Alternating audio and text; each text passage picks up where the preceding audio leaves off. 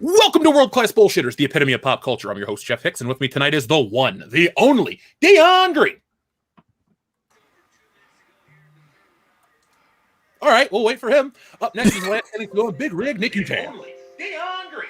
Baby, boys and girls, children of all ages, make no mistake about it. Oh, shit. We back. You weren't here. Anyway, Nick, say hello to the audience. We'll give Dion a big grand intro at the end. Hello to the audience. Yeah, because Dion screwed up. Yeah, man, he didn't do shit. He meant to do that. He's from Buffalo. And finally, up next is American Ramrod Kendo Slice. Well, if anything, this introduction mirrors the introduction to 2021 so far. So there we go. And now, Dion, are you ready to say hello?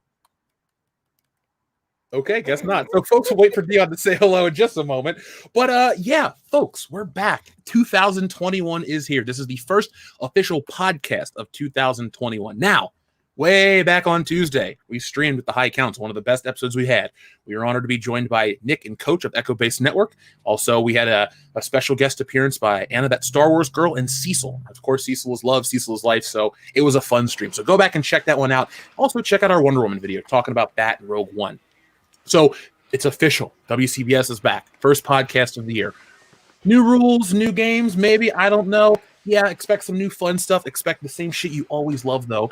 And because we do like to talk about the things we love, we're going to talk about you guys for just a minute. So, guys, before we go into new patrons, Dion, are you ready to say hello? I am. Sorry about that. My fucking headphones died right when the show started. But anyway, baby, dude, I was like, what the fuck? I was like, literally right when you said, all right, here we go. And it was like, please charge headphones. I was like, fuck you English motherfucking bitch. But anyway, baby, boys and girls, children of all ages, we are back in this motherfucker. I am so excited to hear these motherfuckers' voices. I can't wait to get in with these motherfuckers on the internet. And god damn it, if you've crossed me 2021, your ass ain't never gonna forget it. Oh, no. You're not going to forget tonight's show, folks. We're going to have a lot of fun. We have a lot of topics to cover. What are we going to talk about tonight? Well, shit, let me pull up the list because there's a lot of stuff to talk about. So outside of a new game tonight, we got a couple of crazy pieces of news, a new show, some confusing drama, and some DC stuff. And no, we're not here to just rip on the DCEU all night. Just a couple of questions after watching Wonder Woman 84, which to me is the biggest change since we've all met, guys, because when the show ended last year, everything was great. It was all hunky-dory. There was a new optimism in the world. And then I saw that movie, and I just had a lot of questions. Is it all gloom and doom? Hell no. But just keep watching. So we are going to not change one thing on our show. We're going to do the exact same thing we always do and start off by thanking our new patrons. And we do have some new patrons. So first off, we'd like to thank and welcome back one of our new patrons, well, old patrons, but TJ is back. So TJ, thank you for joining us. I also want to thank our friend Steven for joining at a high tier. Also would like to thank our friend Zach for joining at the highest tier right before Christmas. And I'd also like to thank Mike V as well as Eric DeHoff, just in case we didn't say thank you enough, because Eric DeHoff, you can never say thank you enough to you. So with that being said, folks, we have recorded new Patreon content that will be uploading tomorrow. Kind of a catch-up episode just for the hell of it with with Kendo and Nick and myself. And then we go into another one where we talk a little bit about wrestling because we love to cover wrestling. Some people like to talk about it, other people don't. So we thought instead of bombarding you guys with shit you don't want to hear about, we just keep it there. So that's what's coming this week. And get prepared. We're going to do some cool commentaries and some more Ninja Turtles related content. Sweet. So with that out of the way, guys, now comes the fun part. Well, the show is all fun. So up next, guys, we get to catch up. So Dion, you made a comment earlier about missing each other's voices. I'll go on record and say it. This is the first year in almost a decade that I didn't get to hang out with Dion on New Year. Which is a big deal because, like you guys know, we are best friends. And when you have such a close relationship with a best friend, you become like family. And I hang out with his family. I know all the people. So this was a weird year to not have that. And I'm just super pumped to have this show to have that back, Dion. So long story short, when we all get together to hang out, folks will stream for a couple minutes. And it might be the last stream ever because we might drink ourselves. Just sleep forever. Not death, just sleep forever. Because we're going to go hard in the paint because 2021 is our year. I said it on the High Council. The fandom menace is growing. You have the amazing Drunk 3PO streams with Gina Carano, as well as Star Wars Theory. Then you have Jesse's big interview with Richard Chu, the editor of Star Wars. Yes, the original Star Wars. That's coming up real soon. You got all these amazing things that are happening in the fandom menace. So be prepared for 2021 to grow and be amazing. Now, let's take a couple of minutes to talk about what we did when we were away. So, Nick, how was Christmas? What'd you do, man? We, I was in Tennessee with my family. We had, we luckily had a white Christmas, which turned into, shit because the local government forgot to salt the roads, even though they knew about it 2 weeks in advance. It was just me, my mom, my grandmother, my brother, and his wife. Because grandma's 88. We really can't have too many people around here because she's old. Mm-hmm. But no, it was nice. It was fun. I got some Thai food. We watched some Home Alone, some Ernest Saves Christmas. We had a good time. So it was not as big and crazy and annoying as I've had it in the last few years. But it was Christmas. I'll take what I can get. It's a shit year. I'll take what I can get. Dion, since I didn't know anything you did this holiday because you're both bummed out, what did you do for Christmas, man? Well, I mean, being married and all that with the old ball and chain, we do a little bit of driving every year. So going to her grandparents, her mom comes up from Florida. Diane was with us. So Diane, myself, Devin, D2, and Hillary, we had a little bit of driving to do. We did Christmas at my place. Which my sister got me Cyberpunk 2077, so look out for that fucking stream, because I told myself I wasn't going to get it, but now that I got it, now I got to fucking stream it and get drunk with my sister and fucking get goofy. But we did Christmas here, which was fun. Then we went to my father-in-law's. He works for Nintendo, right? He does still work for Nintendo. He's gonna, hopefully when he dies, I get some of that sweet ass fucking Nintendo bank. But went there, more fucking presents. Came back here, hung out since it was on a weekend. So I got a nice long fucking weekend. Got drunk, did a little smoky. It was good, man. It was laid back, but fucking New Year's kind of sucked because you didn't come up. But again, I'm grown. I'll get over it. I am going to treat last year as a non-existent year. So I'm going to lie. I'm going to say I've never missed a live WrestleMania because I haven't. I'm going to say I never missed a New Year's by choice. Family. Yeah, family. It's literally what we're talking about. Kendo, you had a really rough end of the year. How was your Christmas? Did everything get better towards the end, or was it same old, same old? It's pretty much the same. Work is what it is. Did, pretty much low-key Christmas. Just kind of hung out with a couple family members. But other than that, just took advantage of the time that I had off and got a few things done around the house and slept and relaxed and read comic books. Respectful. I just took time off from the channel except to make a couple of videos, which was great. Recharged the battery, super excited. I want to ask you guys, what was the coolest thing you got for Christmas? Because as kids, we would always go, how was Christmas? And that meant, what'd you get? So let's be those people. Nick, what'd you get? Some friends got me a Friday the 13th mug. That is just like the mask and then the side, the handle's like the machete piece. It's fucking awesome. I love it. I'm gonna drink coffee out of it every day. Dion, what'd you get? Coolest thing, Hillary got me the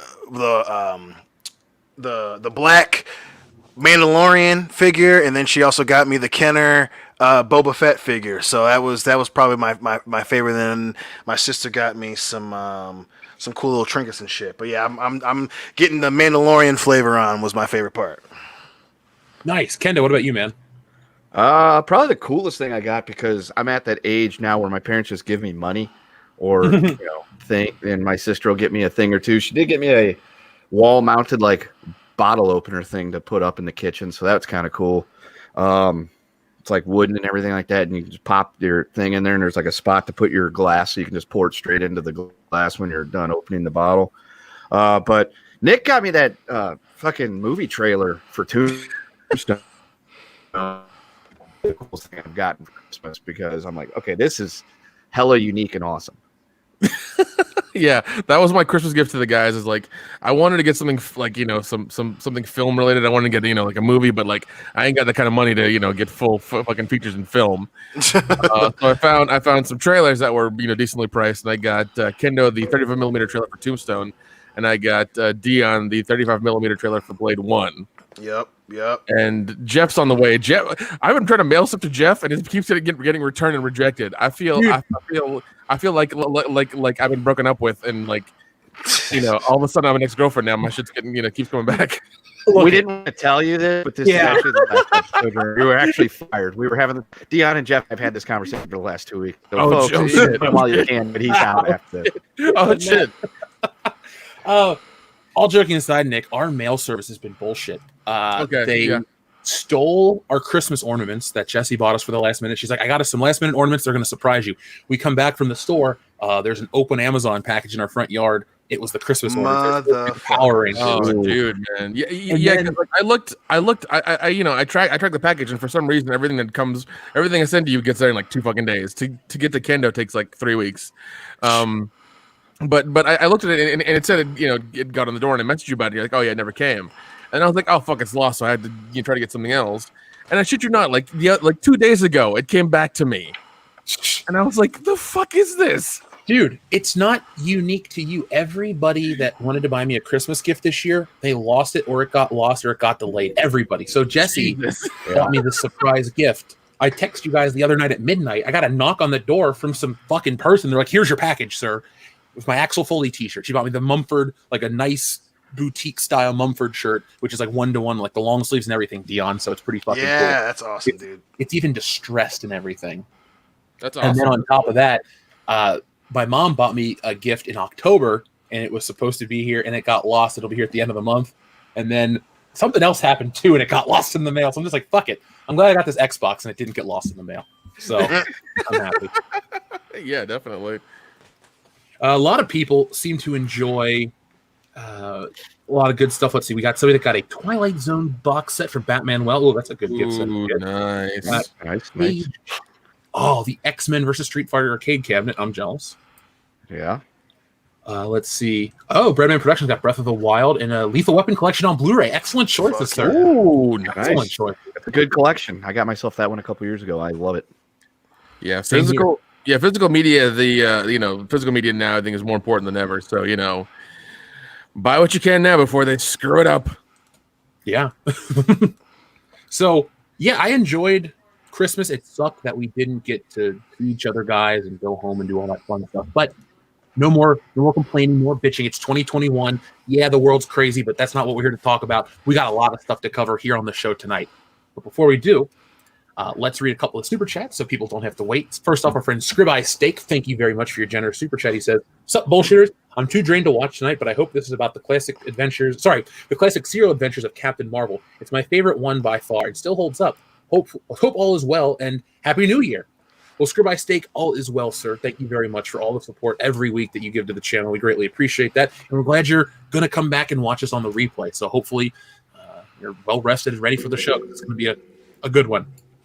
Our friend, the Hunky Chunky Funky Monkey, says, "New year, new hopes, new goals. But one thing remains the same. She's still a fat C-word." That will never not be funny. Yeah. Yeah.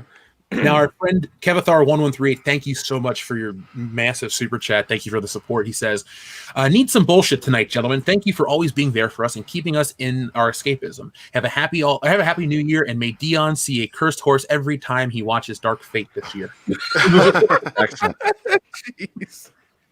Now, Dion, Yes. keeping up with that, our friend Darian217 sent us a package over the Christmas break, which contained one Rose Tico action figure for me and one copy of Terminator Dark Fate for you. Of course. I have a copy of Dark Fate here at the apartment. I don't see it. I'll look for it before the end of the show because I'm going to stand up and get a drink in a minute. But yeah, it's here for you, Dion. So expect that from our buddy Darian217. So I totally appreciate it. Oh my God, guys. I don't even know what to say. Now, I'm not a douche, so I wouldn't. But the first thing I saw when I opened it was like, I wonder how good this will look on our TV. And then I thought, it's Dark Fate, so I'm not even going to waste my time. You don't want to see flies getting sliced in half with a butterfly knife? Come on now. Yeah, I mean, you don't want to see that awesome fucking, parkouring she does over the side of the truck. Look, Or HDR10 javelin is and cool. rebar. HDR10 is cool, but it can't make a shit movie palatable. So Yeah. that's the problem. Never go full rebar. Yeah, never go full rebar. That's your simple, Zach. Yeah. And oh, Dion, good news. We talking about Zack Snyder tonight. His dumb ass has done something else. Oh, God, of course he fucking did. I said it. I told you he cannot help himself. Fuck that guy. Our friend Dean Domino, thank you very much. He says, wishing the WCBS crew a happy new year. Not if you've seen it, but Arch's channel got hacked and videos deleted by scammers. Oh, that's fucked up. That is fucked up, man. Well, anything we can do to help him out, we'd love to. I know we were trying to work together, and obviously that's going to take a minute to put that on hold to make sure everything gets okay. But if you need anything, Arch, out there, if we can help you, man, let us know. We'd love to help. Our friend Adam Wofford says Dion Green's new movie is Ninja Baby Yoda versus Ninja Raccoons on Dragon Island. It's been overran by the dreaded vampire chickens of another Dion's black ass series. That is one goal I told you guys I want to do. I at least want to write the first My Black Ass movie this year. At least write it. So that's gonna start soon. Yeah. Hey, listen, I know we were going to make the WCBS movie, but, My Black Ass and My Black Ass versus Terminegro has got to happen. Hey, man, listen. I'm talking to people. I'm getting some numbers. I'm taking some lunches, and we're going to get it started. It's going to happen. I mean, if anything, we could create that as a parallel story. We could have My Black Ass and then Terminegro coming out, and there's a parallel storytelling there where throughout the stories they eventually converge in like the trilogy. Ooh, I like it. We'll read 3 more real quick, and then we will start tonight's show, folks. So first off, our friend Andy from the UK, who traveled all the way to America to come from the UK. Yeah, from the UK. Funny enough. He says, hello, my favorite bullshitters. Welcome back. Hope you're all well. All good here in lockdown in London. I am super excited for tonight's show. Andy, our thoughts are with you, man. I know the world's kind of crazy right now, but hopefully tonight's show will help you forget all the bullshit that's going on, and you can just find fun and relaxation. Yeah, man. If you guys love the show, share it with other people who need to hear it, who need to laugh, who need to not, who need some escapist entertainment right now. I know a lot of people who need that. Our friend Taker610 says, best intro ever, guys. Thank you. We tried out 2020, right? Yeah. Completely botched, but it's all good. It's all right. We do what we can. People that make great careers out of botching things all the time, Nia Jax.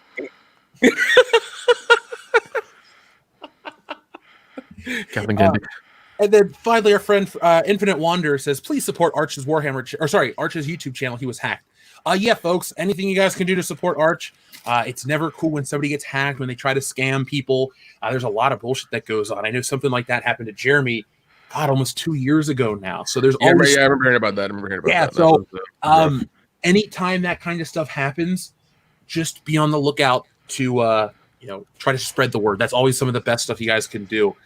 It's awesome when everybody wants to help, and spreading the word definitely helps because people know to be on high alert for this stuff. If big channels are getting hacked, be extra safe. Yeah. And finally, I'll read one more from Chime2470. Says, the rammiest of ramrods. I'll take it. Car ramrod. I wrote it down. Dude, I watched. I didn't see it. I watched the Come FD around Christmas, and it's still a wonderful show. God, I love that show. It's a fantastic show. Oh man, it's so good. So, guys, our first game of the year of 2021 is a fun one. It's the word game. This will be throughout tonight's show, so make sure you guys play along with us. This is a little different. This is one that's actually going to really... it's not like a hard-hitting emotional one that's going to make you sad, like cry. It's just going to make you sad how much the world has changed. So today's word game... Seriously, be prepared. You guys know what it is. Today's word game is what was socially acceptable in the 90s, but not today. Everything. Make sure you guys give us the context of the answer. Like if instead of saying like, just giving the answer, make sure you say like this wasn't acceptable. So I just don't see random words pop up. So if you want to say like Jinko jeans were acceptable, just say it like that. So at least we know what you're talking about. So now, do you guys want to talk about something that was acceptable in the 90s? Like latchkey kids were acceptable in the 90s. I don't think they were ever acceptable personally, but that's just me. So one thing that we don't like is when they take stuff from the 90s and remake it. So have you guys heard the newest information about a beloved film that's getting remade again? No, but you might as well tell us and get it over with. Yeah, I'll make this one quick and painless. So I know it's not everyone's cup of tea, but we've all seen or at least heard of the film Matilda, correct? Yeah. No, Matilda. What? Yeah, so they're remaking it, and for some reason, Miss Honey is now going to be played by Lashana Lynch, aka the new 007 in quotation marks. Oh, so because that makes Wait, so hold much on. Didn't they do this with Annie with Jimmy Fox? Yep, and everyone fucking hated it. Blaney was not good. No, that was such a flop. Let's see, Annie. What year was that? 2014. Seven. Oh, really? Oh, wow. I didn't No realize way. it. That was not There's 20. no way that was that long ago.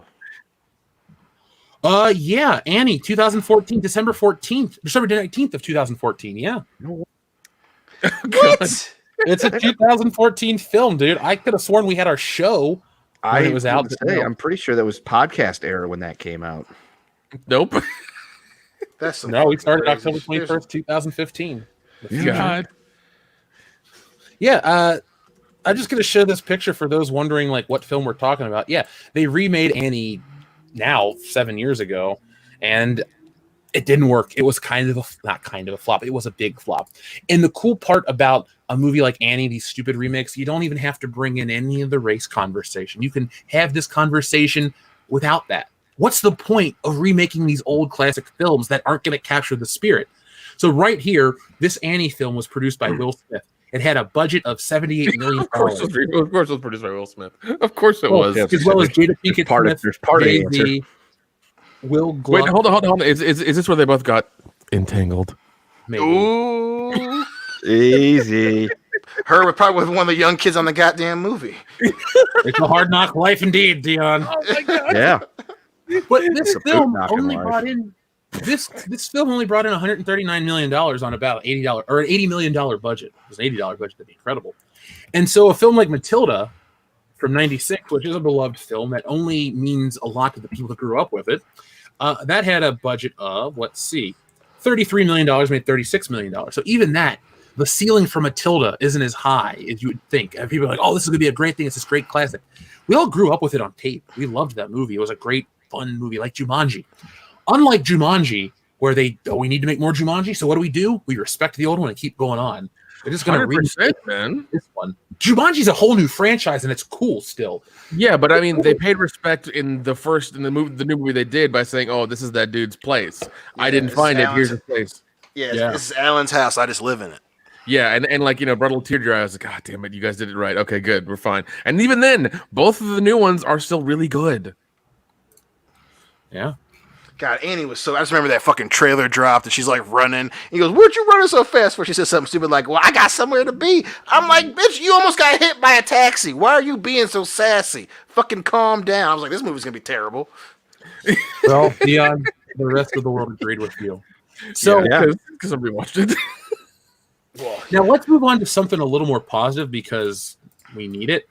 Today is a very special day. Not only is it the return of world-class bullshitters, not only is it Thursday, not only is it going to get really weird at the end of the show for reasons you don't know yet, today is also Nicolas Cage's birthday.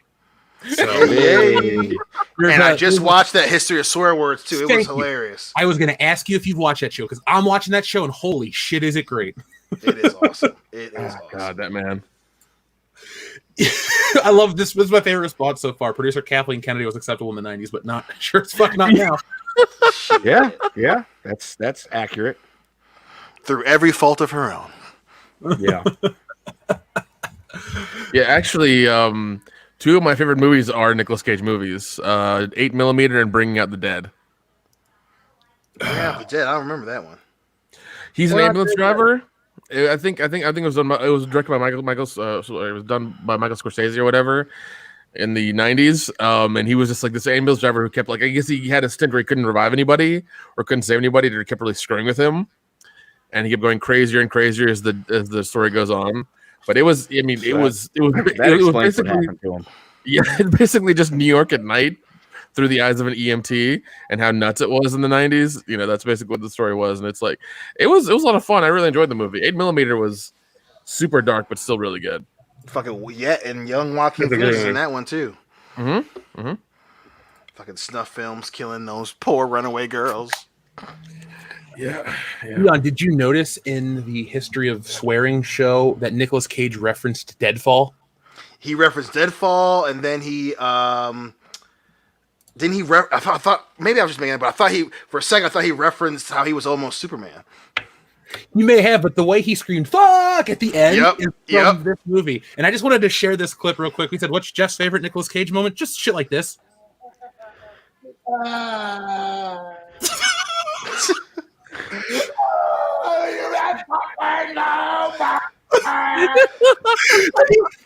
This is acting. That dude is. Yeah, I mean, it is to somebody. Oh, it's not good acting. It's acting. That's what I love about Nicolas Cage. Dude was straight up insane. Oh, dude, he still is. Yeah, still is.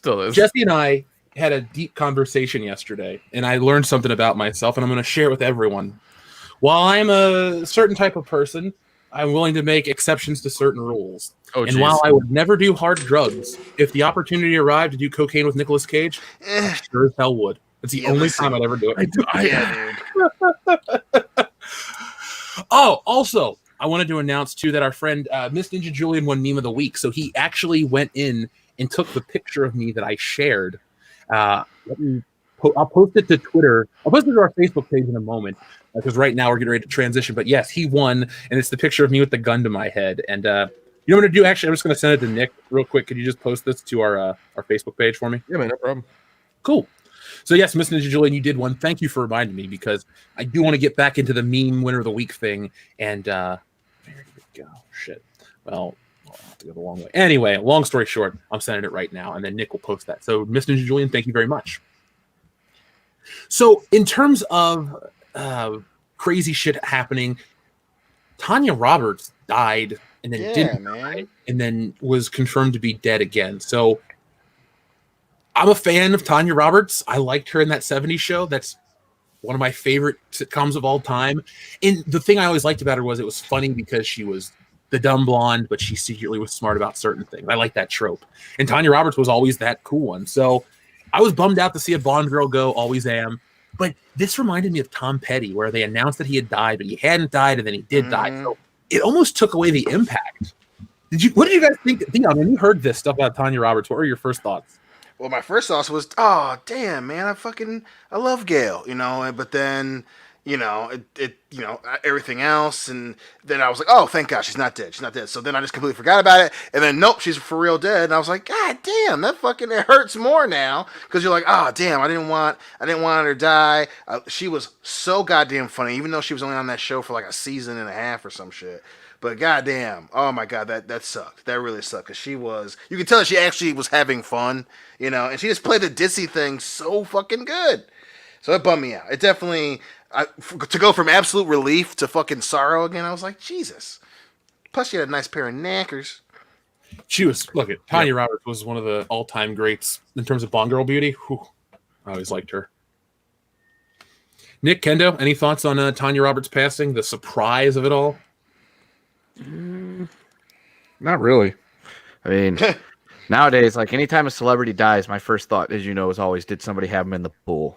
And then I check that, then I'm like, well, it's a shame they're dead. But I don't know.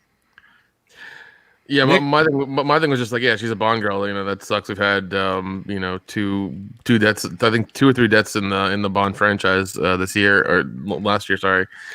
And it was kind of like, it was weird. And then all of a sudden it's like, oh, she's, you know, and the TMZ report, oh, she's not dead. And then again, it's like, oh, she's actually dead now. It's like, okay. What happened? Did she, like, are we, like, for a second, I was like, did we get zombies in 2021? What happened? Yeah, because we're all on the edge of our seats. Like, when the clock hits midnight, that means it's the next year, right? Like, I remember at 9 o'clock, I looked at Jess and I'm like, well, it's 2021 somewhere.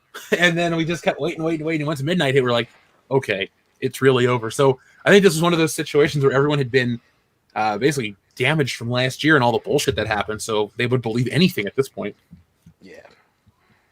So we're going to continue on with tonight's theme of confusion. Michael Keaton is Batman. That was the confusion the other day. Have you guys heard that heartbreaking rumor? No. Did they take him? Did it end? Are they saying that shit? Yeah, I kept hearing conflicting things. Like either he wasn't or he was, and he wasn't, then he was, and everybody kept posting back and forth. Like it was just a whole just a stream of nobody knowing anything. And they thought they knew everything, and it was just funny. Yeah, I saw the news at first, and I was like, "Oh my god, Michael Keaton back as Batman! Hell yeah! This is our childhood returned. It's cool. Batman, the real Batman, is back." And everyone was cool with it. I didn't hear anyone go, "Oh, Michael Keaton, he's too old. He's too past his prime." The fans seem to have wanted Batman Beyond, excuse me. And so, after listening to the fans and bringing back Luke Skywalker, which we'll talk about a little later because I want to hear Dion's take, you get this. So you're like, I believe that story. That doesn't seem too crazy. Well, just like a lot of shit that gets out there, he's not too fast, folks. Is Michael Keaton the new Batman? So I want him to be the new Batman or the old Batman. So when the New York Times reported that the DC Films plan was to have Keaton reprise his role as Batman in The Flash, some fans took it as Keaton would be Batman permanently in the DC Extended Universe. But Brooks Barnes, the writer of the piece, has clarified that Keaton will only be in one film. Been offline, moving apartments, and returned to see that Michael Keaton craziness, he wrote, "I was referring to one film that Keaton has announced as being part and not set of his own film, Batman films. If I had that info on him beyond The Flash, I would have obviously put that in my article." So yeah, this is a guy saying right here, if I had this groundbreaking news and rumor, why wouldn't I put it in there? It's like sitting on the biggest news story ever. But thankfully, this stuff got stopped right away. This guy didn't let it run around a while and get everyone talking. He went, "Yo, I was moving, but this is the truth of the matter." And I'm a little disappointed because of all the weird, confusing things that they're doing with DC right now, the one I'm personally glomming onto is the real Batman coming back. When I went and saw Justice League, admittedly, when I heard that fucking Tim Burton theme or Danny Elfman theme, not that one, and Family. Family. Oh, that's what I woke up to this morning, dude, at 7:00. Family? Some dumb asshole at Ralph's was honking their horn in the parking garage, and it echoed. So maybe he was just really excited about the good deals. I would be too. All the sparkling water's on sale this week, so Woo! I'm ready. Oh man. Woo! So if, let's say DC did go the route of Batman, Michael Keaton's back as Batman, and he became the old Bruce Wayne for the Batman Beyond universe, do you think that novelty would work outside of one film? Can you build a DC EU futuristic world? Or would it be one of those things where they get him back to be old Bruce Wayne and then he has to die in the story and then nobody cares because, yes, Batman Beyond is a great story, but it's also the story of old Bruce and young Terry, and you can't have one without the other. So do you think that would be what they do? I mean, you threw a lot at us right there. I think I'm excited. To answer the first part, yes, I think you could do a futuristic DC universe. Obviously, you would have to keep Keaton alive. You got to keep Bruce Wayne alive, and I think to answer the second part of that question, if you kill him, it's done. Like, you need to have that thing that ties it to the show, that keeps the fucking fans interested, because obviously, future Gotham is interesting, right? Because that opens a lot of doors.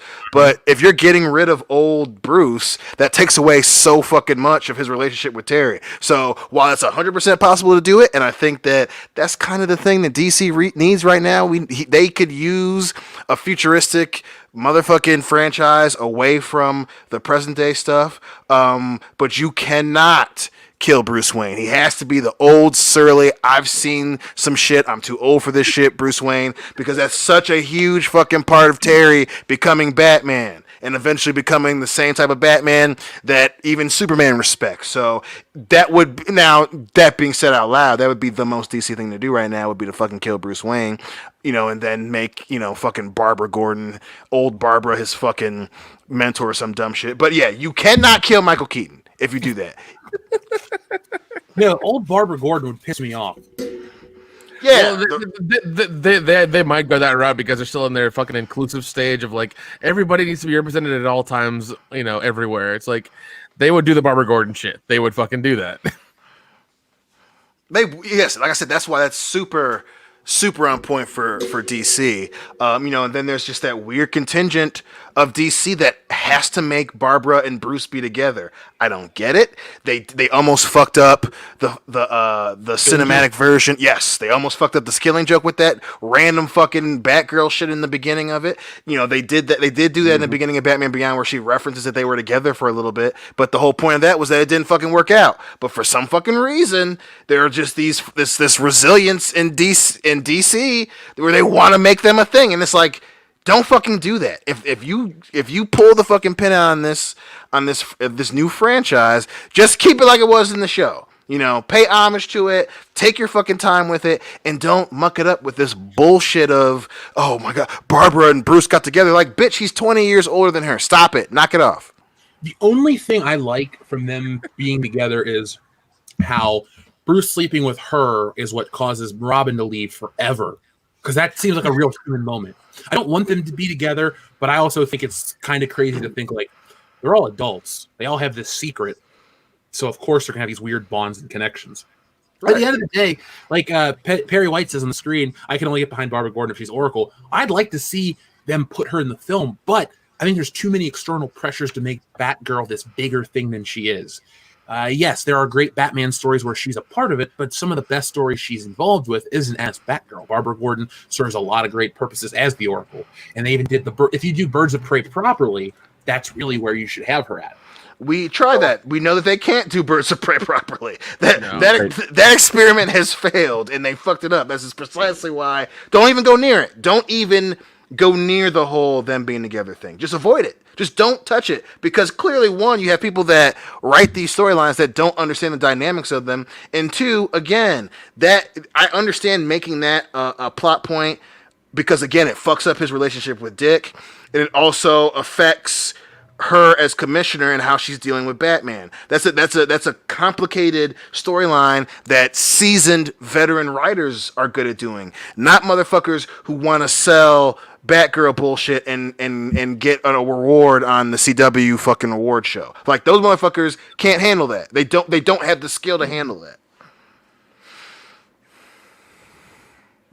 Yeah, sorry, I'm with you on that. Now, I wanted to bring up the point that Wild Katarn mentioned, that comic. That is the comic Wild Katarn that I was referencing, because I see that picture referenced all the time, and I looked into what it was from, because I know DC likes to pump out comics that are still in universe for the DCAU timeline, which is awesome, because, in my opinion, that's the best thing they've ever produced. Yes, their comics are great. They've made great movies, but they reinvented an entire industry and how we consume comic book shows. And I think that's where a lot of the hesitation from us at WCBS comes from with DC, not because we're Marvel fanboys. Believe me, Marvel puts out more garbage than any company.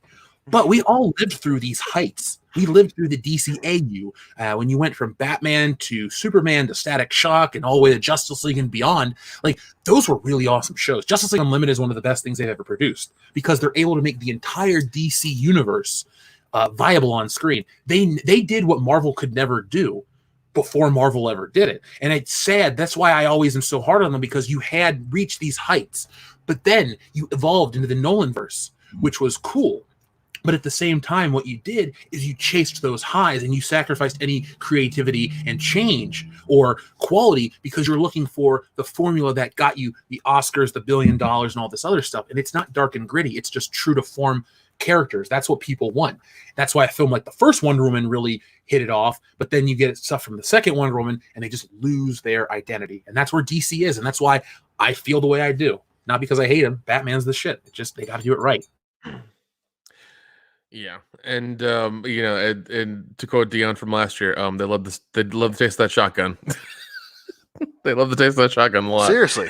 They really do. And, I mean, after seeing Wonder Woman 84, they're back on that bullshit train of like, oh, we need to be diverse, we need to do this on the other.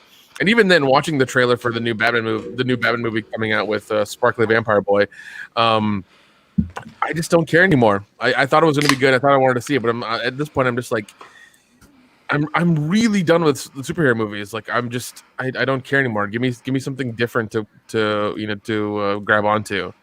Even with Disney, trying to promote 35 new shows that they posted through Marvel and through Star Wars a couple weeks ago. It's like, I don't care. I do not care anymore. I'm tired of Star Wars. I'm tired of superhero stuff. Give me something different. I am too. And it's funny, this piece of news broke this week. It's not even really a news. It's one of those things where it's like, oh, have you heard about this? And it was popping up over on Geeky Rant. People are trying to make a Batman the Animated sequel for HBO Max. And that's one of those things where you should leave well enough alone. You shouldn't go back and touch it. Because, like, in theory, I'd want more Batman the Animated series. But the reason they ended that show is because the guys had no more stories to tell, and it evolved. It's not Batman the Animated series and then everything else is separate. It's Batman the Animated series leads into everything. So I'm, of that era. That's my favorite cartoon. Dion is the guy who got the box set before me, who worships the show as much as I do. The revival's right. That's right. Man. That's right. Well, and this kind of leads back to what Nick just said. You have to make a decision as a studio why you're fucking doing it. So if you're doing it specifically to make money, you're going to have to deal with fatigue. If you're doing it because that's the story you want to tell, well, then you're not making it for the people who are going to get tired of it and not come to the theaters. You're making it for the hardcores. You're making it for the people who are going to show up because they fucking love Batman. And you can't have both. You can't have your cake and fuck it too. So if you want, if you're trying to make a thing that even casual comic book fans are going to keep coming to see, well, then you have to prepare for that. You can't tell the same bullshit. You can't fuck around with character relationships, and you can't fuck with the show too much. If you're doing it mainly for the comic book fans, well, then stick to the goddamn, as close to the comics, as close to the show as you can, without Psycho 1999ing it, but you're making it for the fans. So you're not necessarily trying to keep the casual fans coming back and battling fatigue. And that's what we're experiencing right now. I think Wonder Woman 84 is a perfect fucking example of you trying to fight superhero fatigue and not making a superhero movie for the people that love superhero movies. And when you get too attached to that taste of the shotgun barrel, you fuck up. It's so easy to do. And just when everyone's getting on the DC the fan wagon again, it was the comic book fans that were getting back on it. People like Nick are getting tired of superhero movies. You have to have something good to make them come back. And 84 was exactly that. Motherfuckers getting too big for their bridges. And we're not going to make a Wonder Woman movie. We're going to make a Gal Gadot kind of sequel to Wonder Woman, and it's gonna have touch all the points of the 80s, and we're gonna have a movie that's 70 years from the first one, but she's doing the same shit she was doing in the first one. Like you have to take account for that shit, and that's what would scare me about Batman is they're gonna treat it like Wonder Woman 84 and not like a fucking Batman fucking TV show or movie with Michael Keaton in it, and you're making it for the fucking Batman fans. You have to make that decision because you're gonna fuck it up like 84 did. Yeah, and even now with the thing I think I'm not a fan of, and the thing that they're going to screw up, and the thing that Joker was a good movie. Joker was the standalone DC movie for Joker. It was really good. It made the money. You saw a rated R movie make a shit ton of money. And prove the whole, and really make Hollywood look at it and be like, oh, we can do this. But the problem is that it's a standalone movie. They can't do a sequel to that. It's not going to fucking work. You're going to screw it up regardless. Just not going to work. Then you have the standalone Batman movie coming out with Sparkly Vampire Boy. And I think these standalone movies, they're good, but I mean, they might be good, but the thing is that you're going to screw with the normies. You're going to screw with the general audience on this. Because they're going to look at the nerds and be like, well, what do I watch and where do these stories converge? How does this make sense in the timeline? Are they doing a timeline? What's going on? And that's going to be the problem is if you're trying to build a timeline and you're doing these standalone movies, you are going to screw up everybody. And it's going to be really hard for people to get back on the train of superheroes and these things. And even Batman, Batman, Superman, and Spider-Man, I think are the top three superheroes that everybody around the world recognizes and always wants to, watch things for. And if you screw you have a built-in audience for those things, they're built into our pop culture for decades. And if you screw that up, you were screwing up a really big IP, and and you're screwing up money that you could potentially have if you actually put some fucking thought into it. Right. They need to focus on being creative and less on being cute. Mm. So we don't care about the 100%. fancy, funny 100%. stuff. We want to see creativity and interesting stuff, and no sparkly vampire Batman. Well, with Wonder Woman, that's exactly what the movie is. It's not worried about whatever. It's about being cute. We can go back, because when we talk about these things, we always pull back the quotes and stuff, but Patty Jenkins herself is on record talking about the opening and some of the things that I had problems with, the redundancy of the film. Like, the woman is on record saying, I fought for that with the studio. And that's what that movie felt like. It was all cutesy stuff. I mean, they overlooked some really heinous stuff in the movie, which I'm not going to harp on forever because it's not the plot point of the movie, like the plot of the movie. But like, I just find it funny that a $200 million film with hundreds and hundreds of people involved, none of them thought that out. Like, I get it, you can write something Because they don't read comic books. Patty Jenkins does not give a shit about Wonder Woman. Dion, I don't even think they read the script they fucking wrote. Yeah. That's what it sounds like. Dude, how can they justify that Wonder Woman banged a dude controlling another dude's body against his will? Like, that is the thing is, It's called Grape, right? It's called Grape, and it's Grape. Yeah. She banged a dude inside of another dude that was pretending to be the other dude. Now, if this were to happen in, let's say, a Superman film where Superman had sex with Lois Lane during her amnesia period, would we still look back at, Superman 2 with rose-colored glasses? No. All these movies today want to say, oh, you can't enjoy this movie because it's weird and rapey and it's all these things. Wonder Woman 84 is that now, and nobody that made it. Yeah, batted an eye. It's like, I'm not offended. I'm not worried. I'm not concerned for men or anything like that. I'm just concerned that these people are that oblivious. And if they can let some stupid shit like this get in the film and just go, oh, whatever, what else is going to get in? Yeah, I mean, you're calling it a double standard is basically what you're doing, and and that's the thing is like because it's a dude. Nobody's gonna say anything. Nobody's gonna say shit at all. It's just like, oh, he should be happy he was banging fucking Wonder Woman, and that's it. Weird that's story. You brought that up. Have you ever heard of a show called The Rookie? I've heard of it. I don't know what it is.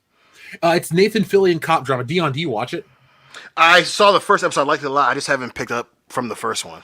So true story. I watched the first one today, even though I'm season 2. I've watched that one, and I've seen all of season 3 of the new episode. I've gone back to watch 1. They actually dealt with something like that today, and I was like, that's a topic I don't think about, and they don't really put in TV shows. So I was like, that was pretty, ahead of its time, even though it's from 2 years ago. And then how tone deaf this one was, and I was just like, that double standard only is in certain parts of entertainment. Like, there are places that make shows and movies that aren't full of this crap, and the big budget stuff is the neglectful one, the one that has the most eyes on it, and it's got to be intentional at some point. So outside of that point, I think this movie has a million other dumb things. So Nick, Kendo, did you guys all get to watch it yet? No. Yeah, unfortunately, I'm waiting. Unfortunately, I watched it. I heard everybody else ragging on it. I'm like, yeah, no thanks. I'm not going to waste 3 hours of my day. I watched. I'll wait it till for we're free. forced to do it for Patreon.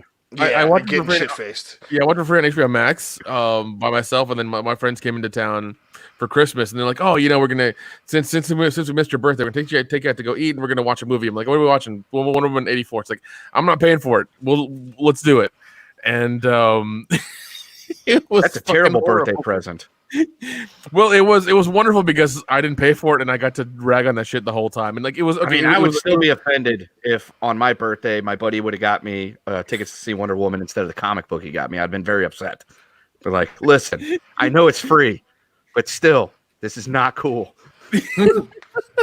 I had to laugh at it because like I kept talking to the whole movie and being an asshole a little bit, not to my friends, but like to the crowd and everything. Man, it was like I was basically like Dion in Rise of Skywalker. Almost got kicked out, but didn't. Good. But how'd you get kicked out of your own goddamn house? Listen, you gotta try real hard, but it happened. So I did bite the bullet and watch this film the day after Christmas. And outside of the grape soda comments, which I will leave alone because I've made that comment or that statement many times, this movie feels like Batman Forever or The Amazing Spider-Man 2 or Batman Returns. They take the weird trope of the obsessive, like Edward Nygma. Dion, the whole cheetah gimmick is Edward Nygma from Batman Forever. Everything. Oh, Jesus. Oh, nice. And then Shit, that's right. Holy shit. This movie doesn't even follow its own rules. So the rule is, with the magic rock, you can make one wish. Cheetah gets 2. Pedro Pascal essentially gets 2. Like, all kinds of shit. There's inconsistencies in the script. That's the biggest failure of this film, is how at the top you produce this kind of bad movie. I mean, it looks... Honestly, it doesn't even look that amazing. There are certain shots where the CGI wasn't finished. And I know everyone wants to make the excuse, well, 2020 was a rough year on the film industry, COVID, this and that. This movie was made before that shit happened. It was supposed to come out in the summer, guys. Yep. Yeah. So no excuses and no bullshit with this one. This is the film that it was always intended to be. There were no external pressures that made Wonder Woman bad. And so when you have that, and then you know that DC wants to take this brave and bold new direction with their company, and we all want to get on board, and we see, well, this is the first piece of that, where I think everyone's entitled to be a little cautious, especially with the Robert Pattinson stuff in this. And now you have Ray Fisher's reportedly written out of the Justice League because of, on-set rumors and discussion, and it's like, why would you do that? One, that's stupid, if that's even real. And then why would you even in a million years, like... If you run with that rumor, that makes no sense, because you'd have to abandon the entire film's plot. So it's like nothing is good. You got all these fake rumors coming out, then you got all this other shit going on. It's just a big mess right now in the DC universe. But I just want to be able to kick back and find something fun to do with their superheroes. That's why it's awesome that you can stream Batman the Animated Series again and play fun games and do shit. Just DC, get your shit together on film. We need you. Marvel can't be the only game. Yeah, DC. Yeah, well, like I said before, DC has two of the most iconic superheroes ever. You have 2 of them, Batman and Superman. The fact that you can't have at least a good, decent movie come out with both those characters is ridiculous. You have so much source material to pull from. How can you not do this? I don't understand. It's just like the same goddamn shit they did with Batman vs Superman. Like, if you want to make Kingdom Come Wonder Woman, just make Kingdom Come. Like, why are you putting the Kingdom Come outfit in there? You're doing it because it looks cool. I get it, but then you're trying to get fans to watch it, but they don't want to see Kingdom Come Wonder Woman in 84 when she's not the same person. Not to mention the fact that the point of Wonder Woman is that she learned all this shit through hundreds of fucking years. So to have her be the same, like, oh my god, it's the 80s, but I just don't get this. Bitch, you've been around in the world since World War I. So like she wouldn't be like super rapey because she's been around since World War I. That would be like like people learn shit, and she would be like, yeah, okay, so I've been around in this world for 70 years, like throwing just because the dude I was in love with, like throwing myself all over him is gonna make him feel weird because people in new situations, because I've seen it over and over again for 70 years, he's gonna fucking feel weird. And like, it's just when you make rules in your movies and then you don't understand the rules that you made, this is what fucking happens. And it's just like, guys, you get paid a lot of money to do this shit. You would think you'd fucking try to do it right. Now I got a question for you, Dion. Oh fuck! What if we? No. It's nothing to do with on screen. I got a question, a hypothetical. I was looking at the chat. Thank God. Okay. So what if the direction that DC's going in is worse than the Zack Snyder universe? Like, if Wonder Woman is the new direction of this this director-focused universe, I'll go on record. Wonder Woman 84 is one of the worst DCEU films, and I would put it above only Suicide Squad, Birds of Prey, which I'll say I've never watched, but I tried. So it's not like, the worst thing they've ever made, but it's in that same company, and it's really disappointing that 2020 was the year they put out 2 really big pieces of shit. Like, Marvel's lucky they didn't have anything come out this year. Black Widow looked good. I'm not here to rip on. Like, it's funny the way it sounds. It's like, oh, you must not like the female superhero movies. The thing is, we really do. Wonder Woman 1's a fine movie. No one here rips on it. I think everyone here actually likes Gal Gadot quite a bit. She brings a lot to the role. But that is another problem. I'll give wrestling credit. They used to book the women like shit. they still book the women like shit on Raw and SmackDown, but on NXT, they do them right. And that's why when I watch NXT, this other brand of wrestling inside of the WWE itself, I cheer for the women as much as I do the men because they are cool. They're treated just the same. It's not even about whatever equality. It's just, hey, this is what you can do, and you look good doing it, and you're entertaining. And that's and wrestling is a fucking. I'm going to cut you up, but wrestling is a perfect fucking example because when and Kendo and I and Jeff and I say this shit all the time. When wrestling is good, it's the best thing on TV. Yeah, Why? Yep. Because when a character does not work, they abandon it. Like when something doesn't work, they don't keep doing it. One of the reasons why WWE is, and that's a whole other conversation, but one of the reasons why they're struggling right now is something doesn't work and they keep pushing it and they keep pushing it. We know how this is going to end with DC because we've watched Roman Reigns for the last 5 years. We know how this is going to end. We've watched John Cena the last 10 years. You are not going to break the mold and do something different. You're not this once-in-a-generation writer, director, creator that's going to buck the mold and break that fucking cycle. You're not the dude that did The Shining. You're not Stanley Kubrick. You're not him. I know you want to be. You're not Stanley fucking Kubrick. You're not going to be able to figure that shit out. You're not Martin Scorsese. You're a regular director who got handed a project, and now you and Zach have fucked it up. So when we bring up wrestling, and again, just like the same thing, wrestling's been around for 70 fucking years, right? Again, you learn shit. So we know how this ends.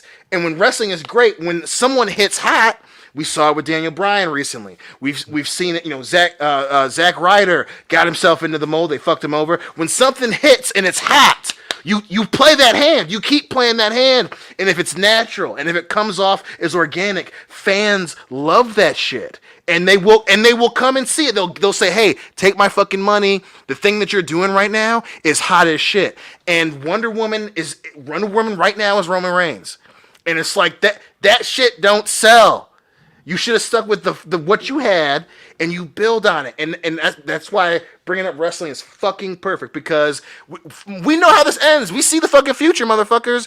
And this Wonder Woman ain't gonna cut it. It's not gonna cut it. Yeah. And it's sad at the end of the day. Now, I wanted to address a couple of the super chats that rolled in. Obviously, we're going to read every single one. But Mark C says, actually, no. Tim and Co. thought they could do Batman for a good long time. WB killed the show because they wanted a teen Batman. Now, that's a conflicting report, Mark C, because I heard that from an interview with Kevin Conroy. So that's why I talked about the way I did. Now, it could be because the quote that he gives talks about the frustration. He said they didn't stop making the show because the audience wasn't there, the actors weren't. They stopped really because the creators ran out of ideas for stories, and they didn't want to compromise on the quality of what they had, and started creating kind of silly stories. So I would believe fully. Random burp. Well, I'll tell you, I picked up a new habit, Mexican Coke. Every once in a while, I'll drink one when I need a little pick me up. And so I'm going on a really extreme stream. Yeah, Mexican Coke will do that for you. It's a real pick me up. Yeah, I am so close to Tony Montana. It's not even funny. He's back. Yeah, man. Whatever you do, don't get the Colombian stuff. It's really addictive. Oh, I know. Believe me. That's why I moved to. That's why I live out here in a cardboard box now. Oh shit, man! I'm flying you out to Michigan, man. We gotta get your shit back together. I don't know that. Yeah, maybe. The creatures got me. Oh shit. Mark C, I would not be surprised if that was why, these kind of compromises. Warner Brothers wanted a teen Batman. If that's the kind of shit they didn't want to put up and just walked away from it, then I respect that. But this to me feels kind of like the Obi-Wan Kenobi situation from a certain point of view. You could argue this exact same thing. It's just quoted differently. So I'm still going to stand by the whole they didn't want to do it anymore, but I'll completely buy into this is one of the reasons why that Warner Brothers wanted it because, and here's why. I'm not here to placate you or kiss your ass. What do they follow the show up with? The Batman. So that's the only reason why I'm going, I'll believe both, because they did follow up with a younger Batman show, and it's garbage. So there we go. Batman wasn't complete garbage. Comparatively speaking, dude, come on. If you compare it to one of the greatest animated shows of all time, it's Batman. Yeah. It's The Dark Knight, and then it's Batman versus Superman. I mean, you can look. Some people clearly love BVS, but more people clearly love The Dark Knight. Do they really though? Every time someone tells me they love Batman versus Superman, it's always like half cocked. Like, I know, but I don't believe it. I'm told it. Yeah. I'll just go with it. Usually it's like, oh, I love Batman versus Superman. Well, why do you love Batman versus Superman? Oh, just there's so much like stuff in it and things. It's like, yeah, okay. Yeah, like Ben Affleck is great and all, and it's like you're saying but, so clearly you don't believe what you're about to tell me. Yeah, Right. it seems like people love Batman versus Superman for the same reason people like Thanksgiving. It's like just for one reason, the food. That's it. Like it's only one reason that they love that movie, and it's some like arbitrary reason that doesn't really mean anything. It's like that's it, because as we know, both those things kind of suck. Now, Andy from the UK sends in a great super chat that makes me want to. I'm pulling it up, folks, because I actually want us to all try something for the first time on the show. So he says, Michael Keaton is my favorite Batman. I'm Batman. So starting with you, Kendo, I'd like you to give the audience your best I'm Batman. Now, you can pick any actor to have done a Batman voice. So, Kendo, take it away, sir. I'm Batman. Ooh, that's pretty good. Dion? I'm Batman? Damn it! Who put the question mark on the teleprompter? Oh, Corning Stone! You guys get me. You guys get me. They only do that because it's Dion. That's why they did that. This They weren't sure. They weren't sure about a Batman from Michigan. That's why. Oh fuck. Yeah, his I'm Batman is still the most iconic part of that movie. What are you? I'm Batman. I'm Batman. He did it on stage, and I think he did it for the MTV Awards one time. I think he did that. He did the Beetlejuice thing, and then he did the Batman thing as well. And I was just like, God damn you, Michael Keaton, you're still fucking awesome. Just Yeah. I'll give him credit. Go ahead, kiddo. I was gonna say, if on that note, if you guys ever get a chance, there is a video of Mark Hamill acting as Luke Skywalker, but it's like Luke Skywalker talking to the Joker. So he pulls out, his Luke Skywalker and his Joker at the same time. It's fantastic. It's just 2 minutes of just greatness. that sounds awesome. So also, Rob Brandt, since we're talking about Wonder Woman, he does chime in. He says, MGM must be crapping their pants about No Time to Die after the beating Wonder Woman 84 is taken. Rob, I wish I thought of that. Because that's a really good point. Yeah. We're living in that. So the way things have worked or did work in 2020 is something shitty would happen and we'd wait for the outcome, the aftermath. So Wonder Woman, we're now in the aftermath of the first the first HBO Max direct to streaming theatrical release same day stuff. So we don't know streaming numbers. We don't know how things go down and how things work. All we know is that they're reporting on it publicly the way they report on it being disappointing, even if coronavirus hadn't happened. So if Wonder Woman coming off of its big hit, I think, how much did the last Wonder Woman make? Or the first one? Let me look that up real quick. 700 million something? I think. $100 billion. Shit. So, Wikipedia, Google's broken because when you Google the box office for Wonder Woman, it says 85.4 million. That's not what I'm looking for. So the first Wonder Woman made $822.3 million. Now there's wait, how much? $822.3 million. I love how IMDb and Google have the budget like completely different. Because on the same screen I'm looking on, it says through IMDb it says 150 million was the estimated budget, but on Google has just 200 million. So see, that's why it's the first estimated budget, so it doesn't have to be accurate. Now they have the reason I brought this up, the number stuff, is the last James Bond movie did $880 million worldwide.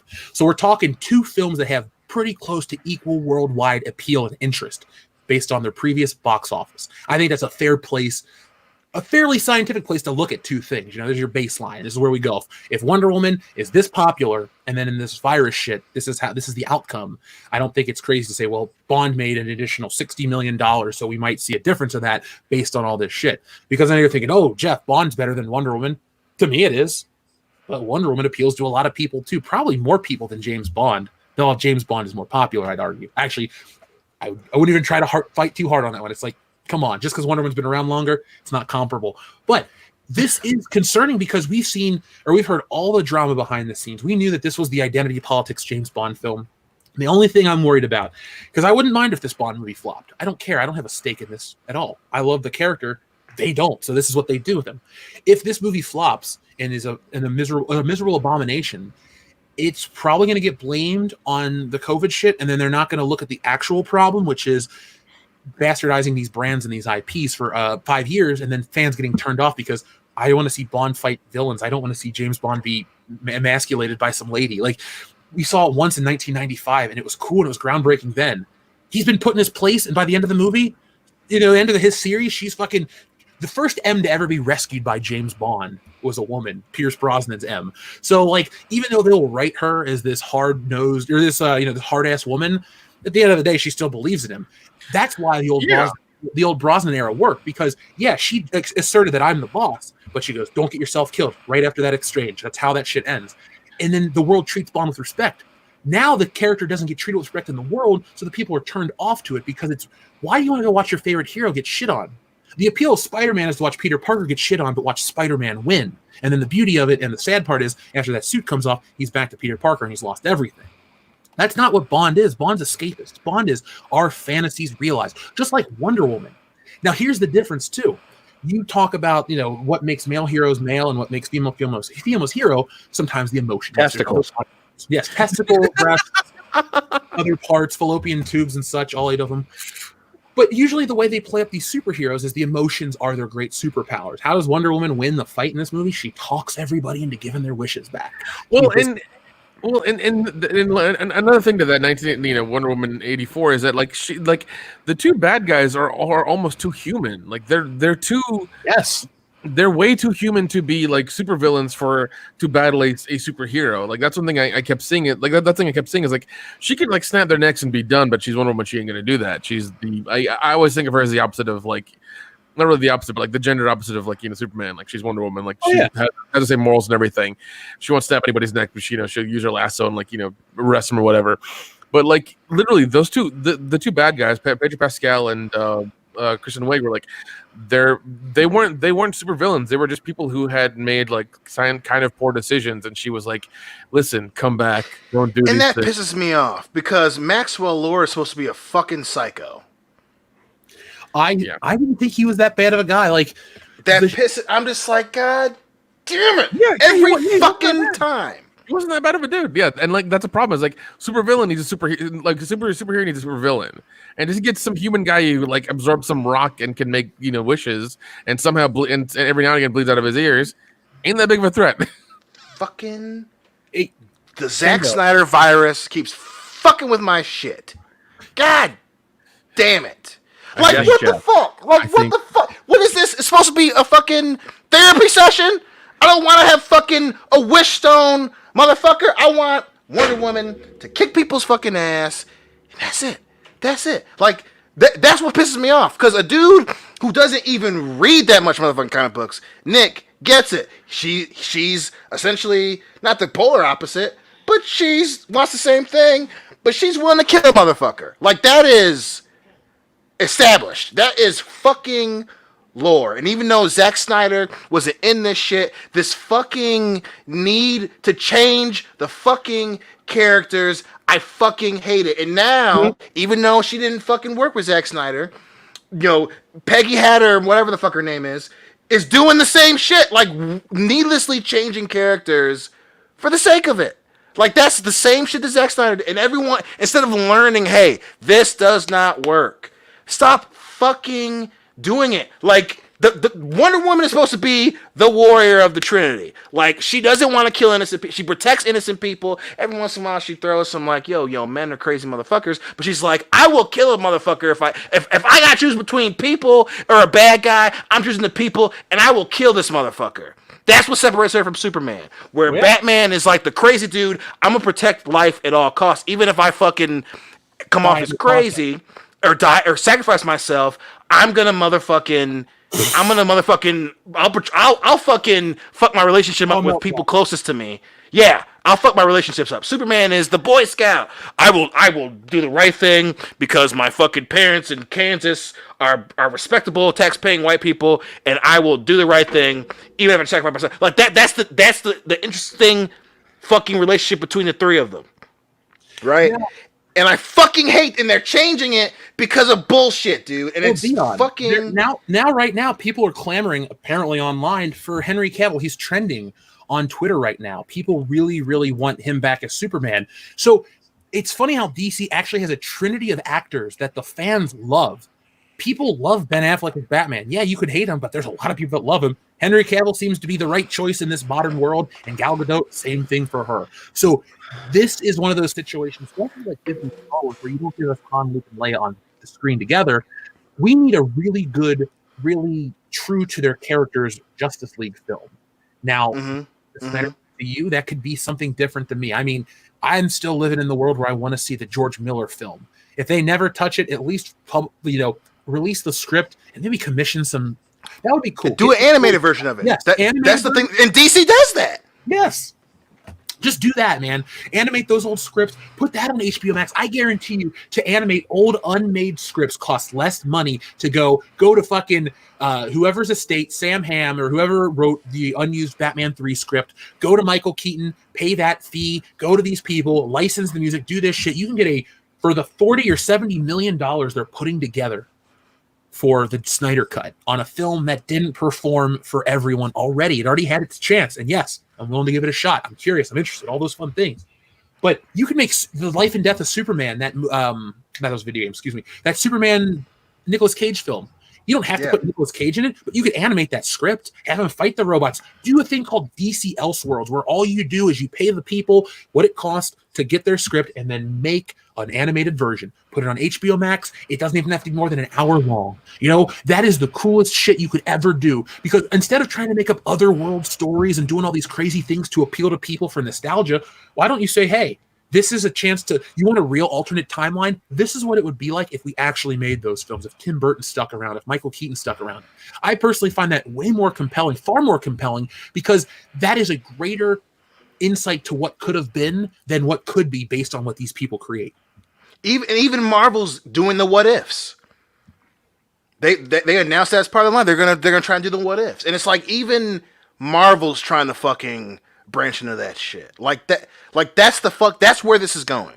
That's the evolution of live action superhero movies. Like, we don't always have to have motherfucking expansive universe with this shit. And again, I want to be very clear.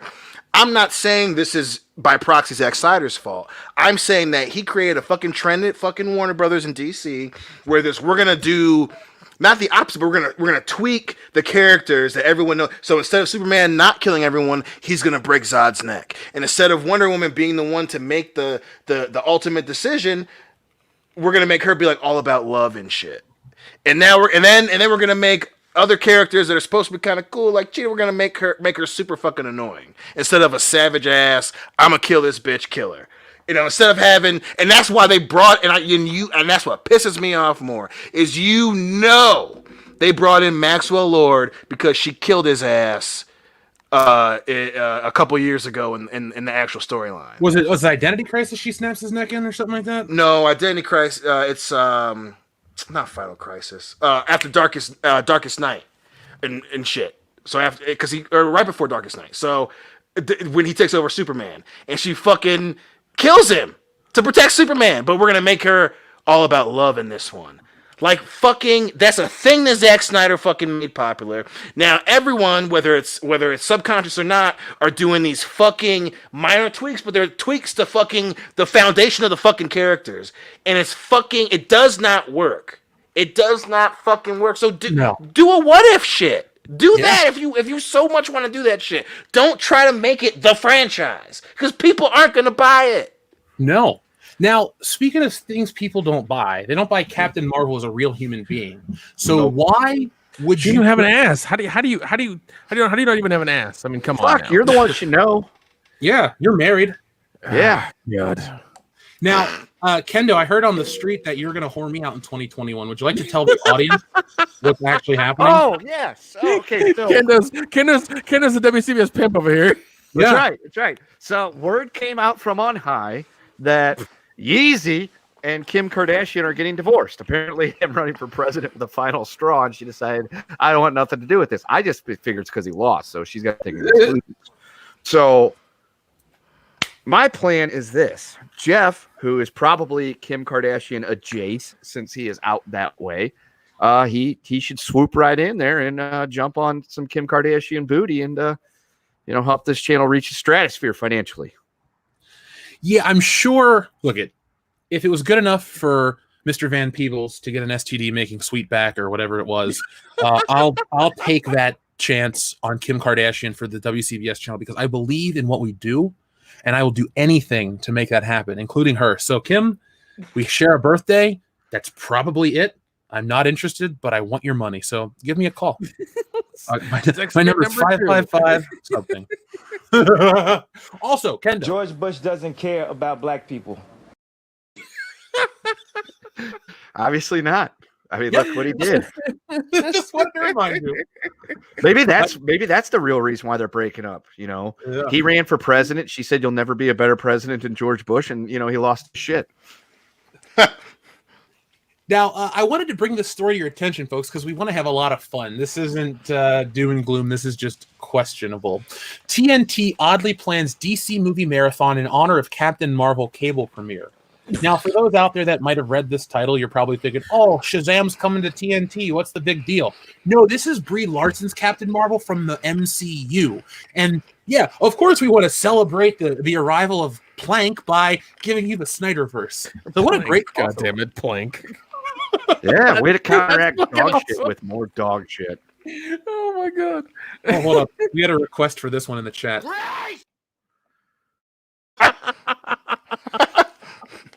That's my favorite clip on the internet. I'm never going to not use it. Oh god. Especially with no context, it's awesome. It's perfect. Yeah. I didn't remember to fix the Walker told me I have AIDS button, but I will. Guys, I want you to eat. That's what we need in 2021 is Walker telling more of us we have AIDS. Yeah. That's what he told me in 2020. Thankfully, I survived this year. Hey. So let's take Magic Johnson treatment. It's called right. The power of karate. Yeah. And friendship for everyone. So let's read a couple of super chats from our listeners and keep this show a-rolling. Folks, thank you for joining us tonight. If you could do me a favor, hit that thumbs up button. By the way, the High Council was such a huge success that a Good Morning Pop Culture is coming. So hit that thumbs up button. I will do it probably next Friday. I'll make the announcement. I'll let everyone know because we did one, or I solo did one right before the Christmas break. You guys really wanted it, and it was a lot of fun. We had a big turnout, and if you guys want it, I will appear. So that Good Morning Pop Culture will probably be next Friday at like 11, whenever, 10 o'clock my time. I don't want to get up at the crack of dawn for it because I live with somebody now. So, but good afternoon pop culture for half the country. Good afternoon pop culture. You're getting it. You're getting a good afternoon pop. Well, it's morning for Hawaii, hopefully. So Morning. Aloha pop culture. Aloha pop culture. There you go. Apparently, we're on an island now, which I'm entirely fine with. Now, our friend. I mean, I'd be okay with that. Yeah, I mean, we talked about moving, so bullshit Jeff, island. You know what would help us get that island? What? The funniest thing that happened. Kim Kardashian. Oh god! I said yes, dude. If you just set it up, I'll sell my soul for whatever the $30 million will be. Just don't judge me moving forward. No, the funny thing that happened is that when certain events happened these last couple of days, in like 3 different chats, everybody mentioned buying an island. I was just like, holy shit! Yeah, we better get on that quick before other people get on it, and then there's no islands to buy, and we're stuck. Yeah, I mean, Bruce Pritchard's going to beat us to that, so that's right. Dean Domino, thank you very much for asking this question. He says, you mentioned doing Smash Brothers and Mario Kart on the High Council, Jeff. Where are those? Couldn't find them on the WCBS channel. Well, Dean, that's because they are on the Mindless BS Twitch channel.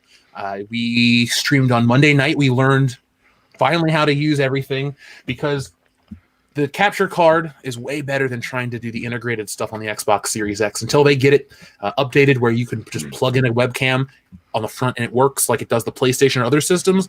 I can't really do much. But on Twitch with Nintendo, I have the whole setup so you can look at us play. We interact with the audience. It's a lot of fun, and we want to build that. And on WCBS Gaming, we're going to be doing the same kind of stuff, same level of quality. Dion, you're not the only cyberpunk in this chat, okay? You're not alone. Oh, baby. I have the game. Now, I told everyone before Christmas that I hadn't run into any glitches and I didn't have a problem with the game. Same statement stands. Haven't really run into a lot of any glitches, actually. Though, here's the problem. I lost interest in the game because it's kind of boring. That's my biggest problem. No, 100%, man. Yeah, that's what I felt too. Because I played a little bit as well. I got it for Christmas as well, and I was like, man, this is not that good. I love the open world GTA in a techno style city, like a cyberpunk city. That's my jam. My problem with the game so far is that it's very dense. I mean, I'm sitting there and I'm asking all these questions, and I'm look at this light, look at that light, dude. It's a first-person shooter that I've been playing since fucking 1997. I know the first-person shooter genre. There's nothing that's been integrated over the last couple of years that's changed the gameplay.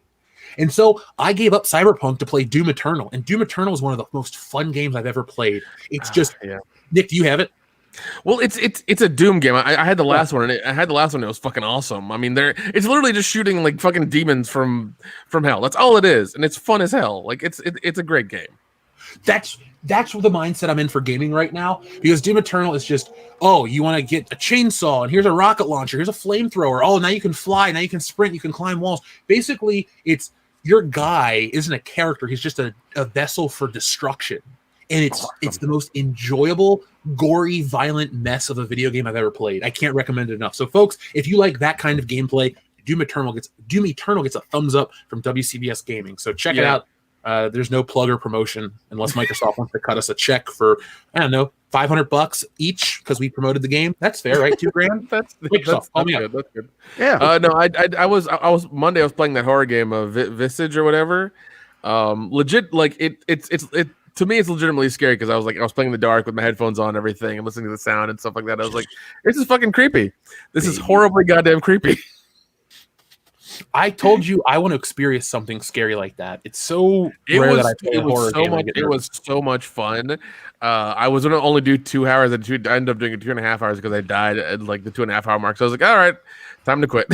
But people seem to dig it and find it fun. So I'm hopefully going to do it again Monday if life permits me to. So yeah, that should be fun.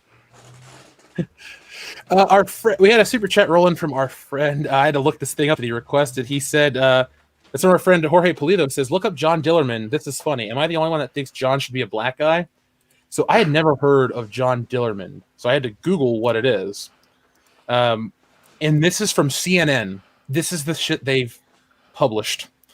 Denmark debuts new children's show about a man with a huge you-know-what, and it's uncontrollable. I already saw Hung. Yeah. With Thomas Jane? Is it starring William Hung? Yeah, She bang? Oh, baby. I don't know. I think this is funny. I think it's actually a hilarious concept. I just don't think this is a kid's show, but maybe I'm just uptight. Sorry. But that's exactly what it is. That's exactly what it is. But I want to watch it because it sounds retarded. Yeah, I mean, that sounds like something that should be on Adult Swim. A dude walking around with a giant thumb. I mean, how can that be not funny? Yeah. Speaking of Adult Swim, Kendo, anybody out there, I got a recommendation as well. It's a show called Joe Parrott Talks to You, or Talks with You. Dion, you remember how you and I would run into really dumb shit when we'd watch cartoon or Adult Swim in college? Oh yeah. Joe Parrott explains or talks with you, excuse me, is the type of show that everyone needs. Also, because it's a weird, quirky, funny show that's got a lot of humanity in it, and it's just fucking fun when you're out of it. So if you and Diane just hold on, sorry. Family. I guys really love Ralph's. They really fucking do. I'm excited. Or they really love their family. I don't know what it is. He probably just was able to use a check to buy a fucking 49-cent thing of creamer. So that's probably what he's really excited about. That makes sense. Sorry, just reading more about this show. I can't believe it's real. I mean, it's a lot of things we think weren't real these last couple of years. So I mean, So that just tells me one thing: our type of humor would work really well in Denmark. So maybe that's where we're fucking up. We're playing towards the American audience, and turns out we are just way too uptight for that shit, and we need to go and sell our stuff to Denmark. We are the world-class bullshitters, after all. Right. Yeah. What's more worldly than selling a show about a dude with a giant thumb into Denmark for kids? Yeah. Darian217, thank you very much, sir. He says, for my fellow Scorpio born in November, Dion, enjoy. That's where the Dark Fate Oh. copy comes from, buddy. Well, I mean, I appreciate the sentiment, even though the gift sucks ass. Oh, Tim Riggs has been drinking, guys. This is going to be a fun show. He's Oh, yeah. Oh man, my man Tim. We got a mod who's drunk. Take his weapon away. Take his weapon away. Watch where you pointing that goddamn thing. So the Pork Chop Express says acceptable in the 90s and not now. In sync and frosted tips. Yeah. That died right when it should have. To a certain Beyond. segment of the population, that was never acceptable. Yeah. I'm trying to think what else wasn't acceptable or was acceptable. Like those big silver jackets that everybody seemed to wear on TV. Those looked cool, but they weren't Oh my acceptable. god. The space jackets? Yeah, spackets. Fanny packs. Mm-hmm. No, I mean, some people are trying to bring them back as functional wear. You know, it's like, I don't know about that shit, homie. Yeah. Either wear a backpack or don't wear it, or just use your pockets. Okay. Right. Just get cargo. That's my thing. Like, even if you got shorts, like, have a backpack. Like, don't wear a fanny pack. Like, come on. Do you have children? You're not allowed to have one. So if you wear a fanny pack, Dion, you're not allowed to have kids? Oh, no.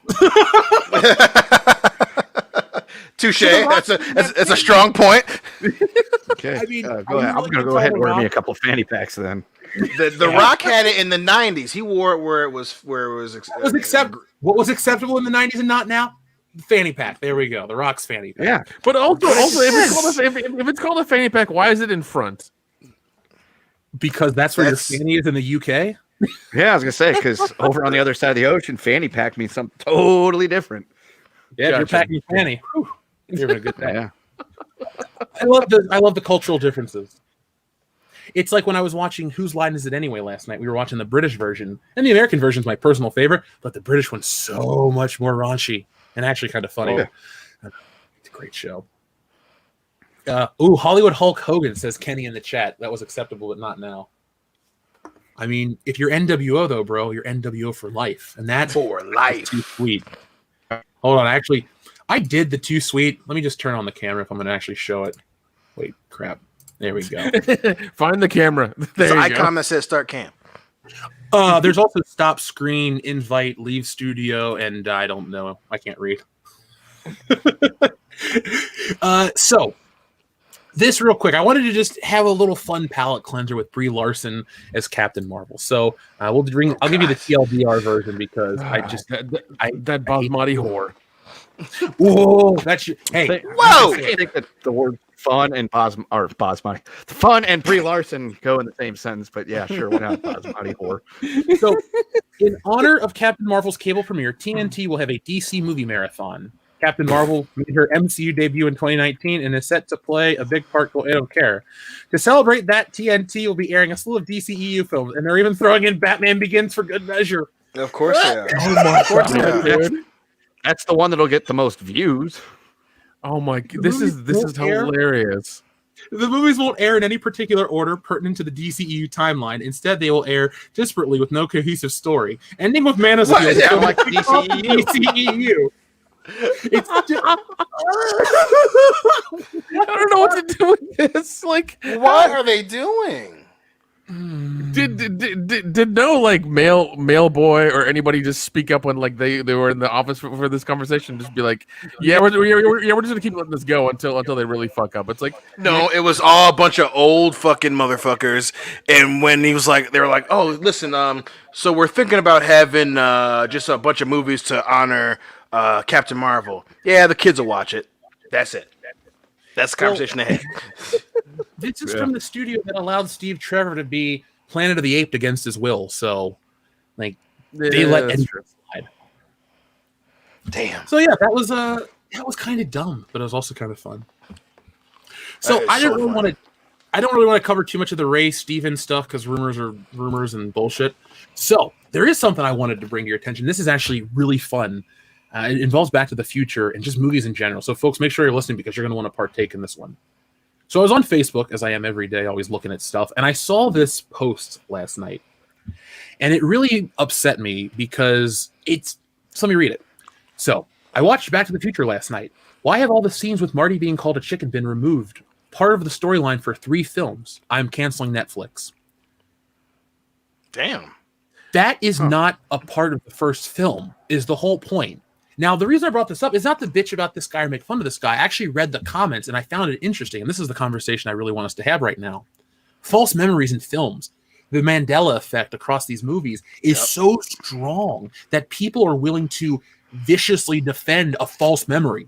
Because when I saw that, the first thought I had is that's from part 2 and 3. You're wrong. Right. But everyone kept coming out to say, no, I remember this. I remember this. It's the Berenstain versus Berenstein Bear effect. And it's interesting how the fan community will literally fight about anything, even made up stuff. Like they're fighting over, they cut it out because of whatever. They even made up reasons why they cut it out. And have you guys ever been around the Mandela effect and had one of those things happen to you where you're like, I swore it was this way, but it's been this way the whole time? Yes, the actual not Mandela seriously. effect. Because I was like, I could have sworn the Mandela effect lasted or has been around way longer than like 5 years ago when he died or whatever it was. So I was like, I could have sworn I heard about this thing a long time ago, but no, apparently that's like a recent phenomenon. You did. You heard about it when he died in the 80s. Well, that's true. He died in jail, yo. Yeah. Who the hell was Morgan Freeman playing? I'll never know. So I just brought this up because if people are willing to go this far for that, it's kind of scary. And now I'm looking at it because I typed in the Mandela effect and false memories. Some of these are fun. You want to look at them real quick? It's just a minute. 100%, dude. Yeah, definitely. Let me just get the same article pulled up because need the examples right here. Well, I don't want. There we go. I don't normally like this website, but these are interesting. So, Oscar Mayer wieners are not Dion's favorite food, but they're the first topic we're going to talk about right now. Dion, if you had to buy a hot dog brand, I feel like it would be Ballpark because Michael Jordan used to advertise for it. Goddamn, you see, that's why you're my fucking best friend, dude. You fucking 100% guess right. 100%. I buy Ballpark to this fucking day. They plump when you cook them. That's right. They plump when you fucking cook them. So I know you're not the most. Look, I've known you for a long time. Hot dogs are not a normal food in your life. So Oscar Mayer means very little to all of us here. Right. So Oscar Mayer, MA versus ME. There's also Sex in the City and Sex and the City. Wait, which one is this? Is this and? Yes. I think the Mandela effect there is where people actually think that show is interesting or good. Hey, I couldn't. I felt bad, but when my mom and my sister watched it, and she's dating this Russian dude, and he just randomly hits her for no fucking reason, I busted out fucking laughing. Yeah, I that's my only memory of that fucking show, and I don't know why. Every time I see it, I just start laughing. So then we also have We Are the Champion by Queen ends differently than many recall. I can't play that one on air, so you guys can look that one up. People think Monopoly Man, Rich Uncle Pennybags has a monocle, but he doesn't. I never understood why people thought he had a monocle. I never thought he did. Maybe they're confusing him with Mr. Peanut. Probably. Who's a kid now, I guess. Yeah, which was the dumbest switch. So dumb. Pikachu, his tail isn't black. No, it isn't. No. Yeah, I don't remember it ever being black. Nor do I. This image looks wrong to me. I just remember the little brown at the bottom. I was like, why did they put a square between the two of them? There's also the Berenstain versus Berenstein Bears, which is the most famous one. Yep. Then there's Curious George. He never had a tail. Chick-fil-A or Chick-fil-A. That one's dumb as hell. Yeah. Darth Vader does not say, Luke, I am your father. We all knew that. C-3PO isn't all gold. We all knew that. Wait, what? What are they trying to say that he usually is? He has a silver leg. Yeah. Right, no, I know that. I'm saying, so they're trying to say that he is all gold. No, they're trying to say he isn't all gold. What it is people don't remember C-3PO having the silver leg, but he's always had it in the film. Now, the reason I think this false memory happens is because the first toy was all gold. So people remember C-3PO all gold, my C-3PO toy. But no, C-3PO has always had, I think it's a right lower silver leg. And then he got a red arm later, but that's a story for another time. Moving on. Also, Mr. Rogers, Mona Lisa, the people think she's smiling, but now she's emotionless. Kit Kat doesn't have a dash. Sinbad was not in Shazam or Kazam. That's the other one that makes... I fucking love that one. That everyone's just convinced that it was Sinbad. And it's like, Who thought that Sinbad was in it and not fucking Shaq? There's no way that's a thing. I'd love to have Sinbad on the show. Yeah. He is. Yeah. Oh yeah. I love the man. I watched him a lot in the 90s. Life isn't like a box of chocolates. Hannibal Lecter never said hello, Clarice.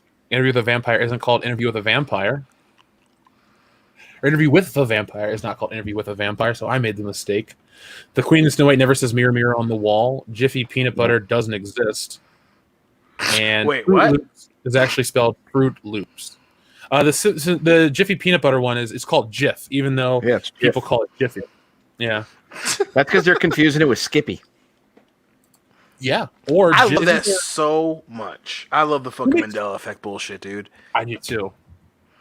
Don't they make cornbread Jiffy? Yes, they do. Because one of their headquarters is in Chelsea, Michigan, which was not far from my old house.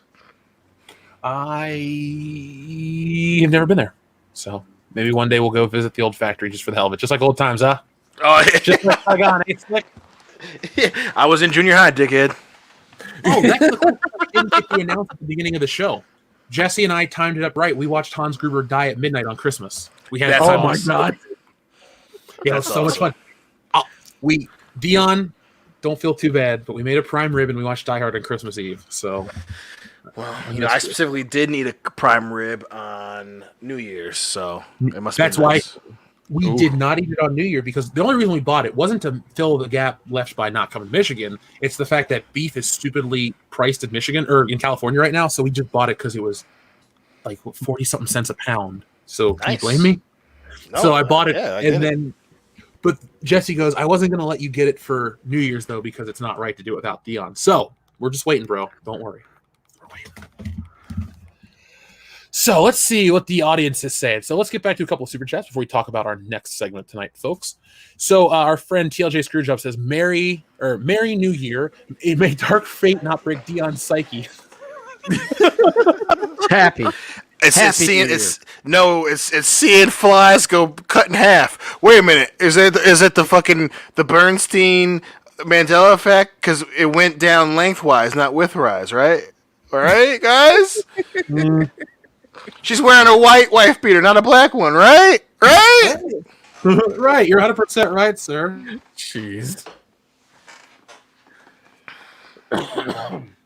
So, also, after TLJ Screwjob, we have TLJ Screwjob again that says, so whatever happened to that Chaos Walking movie with Ray and the co-star of Iron Man 4 and 5? You guys covered it on WCBS 170 for your information. Oh. Wait, what was it? That is the greatest dig anyone's ever taken at Tom Holland. Thank you very much. TLJ. So the film is called Chaos Walking. I did look it up. It will be out in March of this year, which is amazing because I'm so excited. The only thing of note about this film for me is who directed it. I believe this is the guy who directed some good comedies. No, this is not who I thought it was. But this is the guy that produced The Bourne Identity and stuff. So I have zero interest in this film. But also this movie has been in like development hell, and apparently like it's obviously a movie from some YA from young adult books. And apparently they're quite thick. They're like 1,000-page books each, and there are 3 of them. And apparently they're trying to cram 3 of them into 1 hour or almost a 2-hour movie. So that's gonna end well. Yeah, it should be awesome. You want to hear how bad it gets? Yes. Oh, yeah. Announced in 2011, the film had undergone several rewrites. Hold on. Principal photography started in 2017 and finished in 2017. This is a pre-Last Jedi film. It was originally set to be released March of 2019. It was removed to accommodate reshoots in April 2019 following the poor test screening. And then it's officially going to be released on March 5th. So TLJ Screwjob, I will not go out of my way to watch the film, but if it's free on streaming, we'll watch it. We'll make fun of it for you. So just all you got to do is that. We might do drunk commentary. Who knows? And you know what? We used to make the joke, but now we have the answer. New Mutants came out first. Holy shit. Ain't that a fucking twist in the years? Oh, God. And I still have the fucking poster for it that I got 2 years before the movie came out. So Ray's Double Dong says, Happy New Year from the League of or to the League Shadows. of Ex Potty Mouths, listening to you on Sly at work. Vote for Johnny Fave for LF President 21. Welcome back. I'm taking a picture of that Ray's Double Dome because I just like the name Gaius Ex Potty Mouths. So this is a perfect transition, guys. Yes, to talk about Star Wars: The High Republic, which sounds boring, and it is. But I wanted to just draw your attention to some of the names of the characters because of how important this is about to become. So, are you guys ready to? Oh shit! Johnny Depp loses bid to dismiss Amber Heard's $100 million counter lawsuit.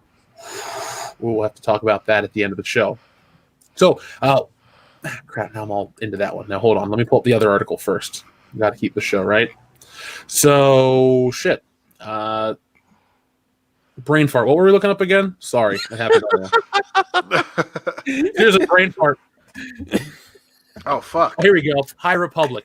The terrible High character. Republic. There you go. Yeah. So, I'm not going to go and show everything for this because it's boring and it's dumb, but I wanted you to be able to see this image.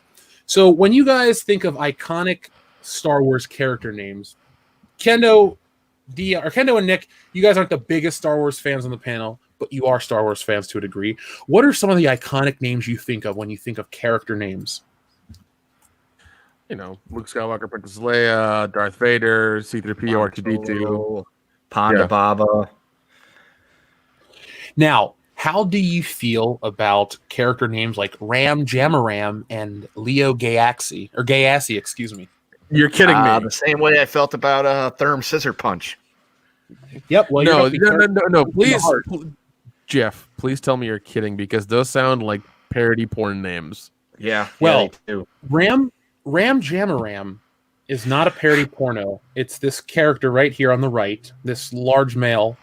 And then over here is Leox Gayassi, who is an effeminate Han Solo. Now, on the High Council, we were joined by Echo Base Network, Coach and Nick. And Coach is a history teacher, so he knew this off the bat looking at this. So he broke it down. The name Leox Gayassi is an anagram for Leo the 10th is gay. Leo X is gay. And he's like, what does that mean? Well, he explained it that historically, that's a thing. So they went and did this weird historical allegory, this character name based on a historical thing, but it's Leo the 10th is gay. So that's kind of a dumb joke. Oh, so either way, it's very cool. It sounds okay. If the joke is that far, it sounds like two writers who were masturbating to themselves and thought of this name and thought they were the greatest thing ever. And they're like, "Oh, nobody's gonna know what it means." It's like so Ryan Johnson was involved. Pretty much, he was rubbing his head and rubbing something else. Oh, sure it was still his head. Yeah, be fair. So Ram Jamaram is right here on the right side of the screen. Now, what do you guys think of Ram Jamaram's design? Does it seem original to Star Wars? No, but it seems like those people that made that Black Betty song have a fucking lawsuit on their hands. It seems like a design we've seen before and another. Oh god, we have. We saw that design before in Rocket Power. This is Tito. That was Ram Jamaram. They're the same character. Like they're trying to make a Tito, just trying to make a Tito character. No. The joke I'm making. Yeah, I just said it's Tito. They made the exact same character. They didn't even design a wholly original character. Look at Tito. Now look at Ram Jamaram.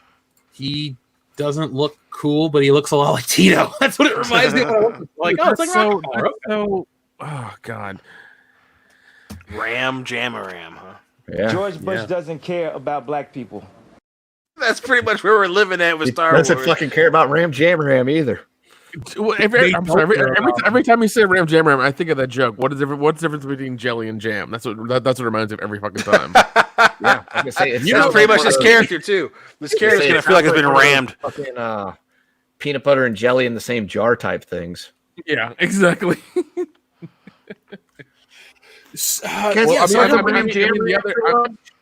Well, I mean, we do have jam, and we do have somebody who looks like he likes nuts. So I mean, we're fine. Now, do you guys remember the new Warriors from earlier last year?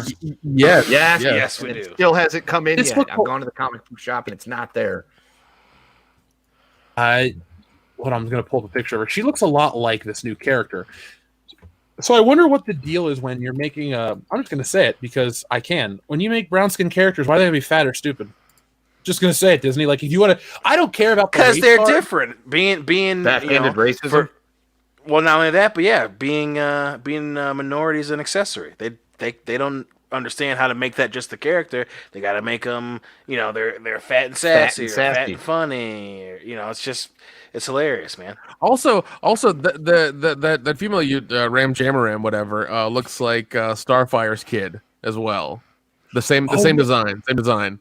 Well, did you notice that? I just actually kind of noticed this right now, but why are all the whatever type of characters they're trying to create? Why do they all got to be saddled with something that makes them less cool to kids? Why do if you live in a world where you can only like the brown characters that are reflective of your skin color, how come you got to be stuck with the lame ones that have magical backpacks and names like Ram Jamaram? That's why all of this identity politics shit being injected into kids' properties has ruined entertainment. Because we've brainwashed ourselves into thinking you have to like stuff that represents you, and the things that represent you suck. So is that a representation of who you are? Are all the minority people really that shitty? Why does everyone have to get those type of characters? And if Disney's going to promote this shit, apparently it's messed up. That's the part.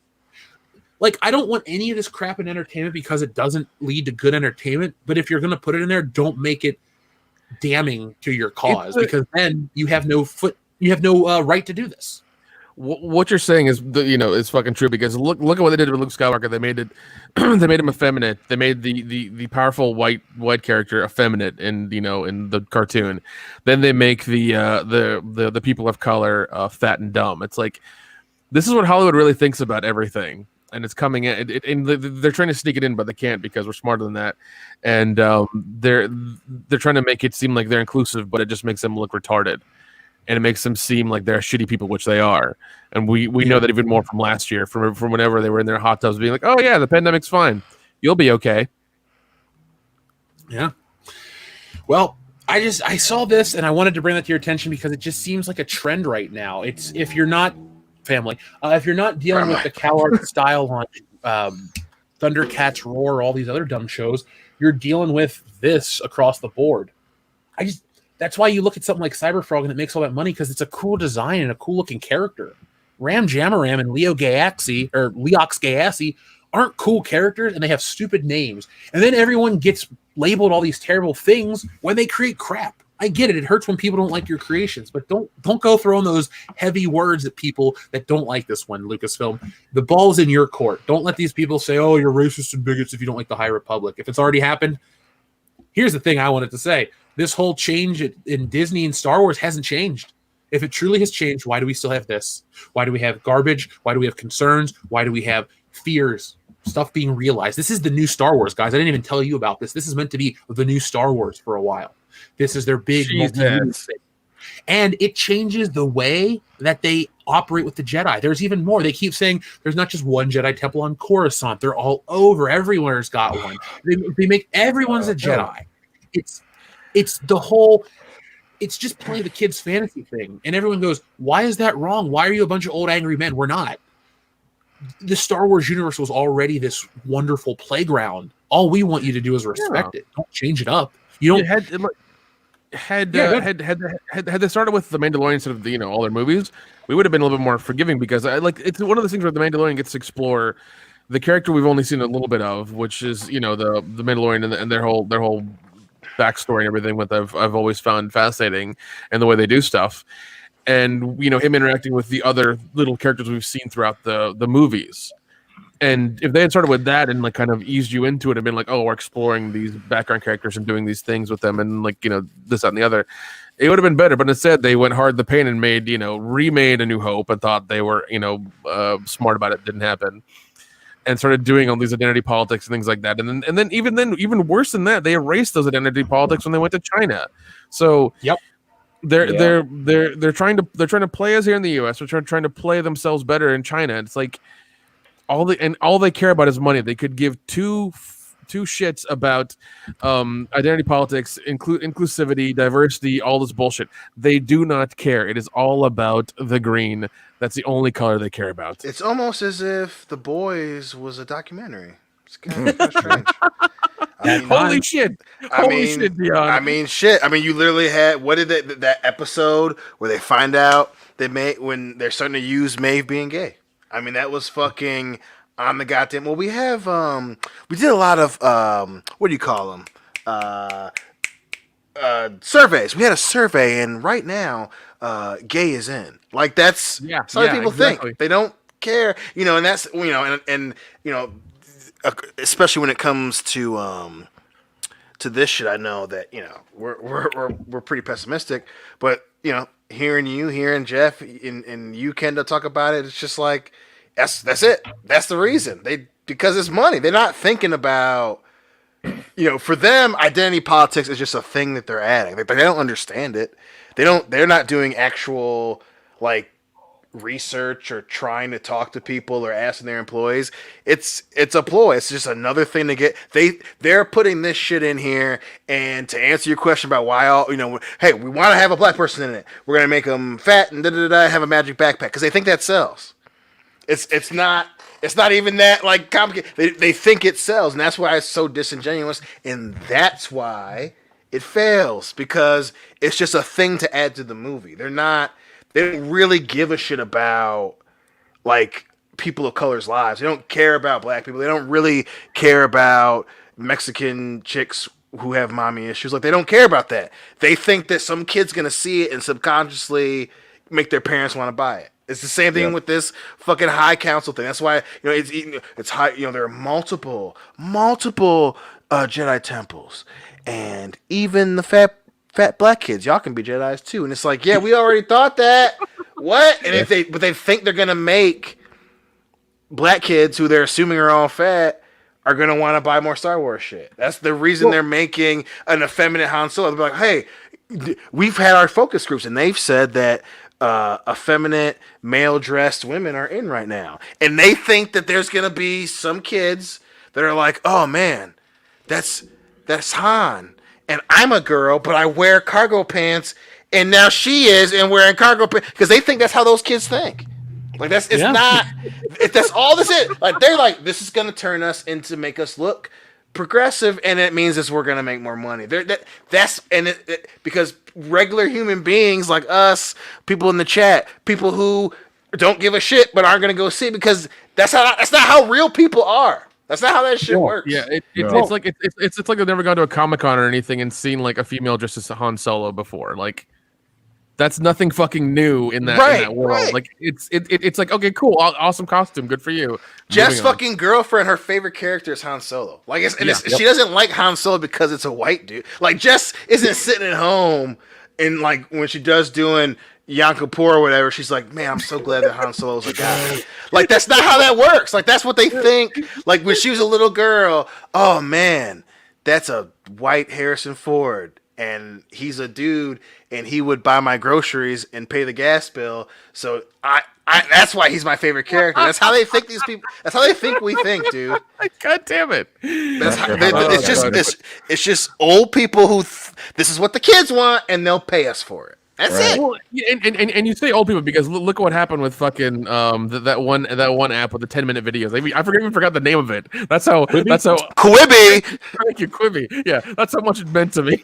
Yeah, $2 billion with a B was spent on that, and because they thought they knew what the kids wanted, and it's gone. Yep. It's gone. And this is the same problem with all this entertainment. You have a bunch of old people, not necessarily white, not necessarily male, but just old people thinking that they know what the kids want, and they keep fucking up. And the greatest fight for the greatest thing that I think is hilarious about that is that like how much did Cyberfrog make? Oh god, $1 billion. Okay, people voted with their wallets for the thing they wanted, the new thing they wanted, the brand new thing they wanted. They didn't want the identity politics, the SJW bullshit. They wanted something cool, new, and fun, and they voted with their wallets and bought that goddamn comic. And that is more powerful than anything, any sort of message to Hollywood. That is the most powerful thing you can do, is vote with your wallet and buy the shit that's cool that you like, regardless if it's an independent movie, regardless if it's independent artwork, or by some Hollywood company. By you doing that, you're sending this message to them that's saying you want other cool shit instead of their bullshit.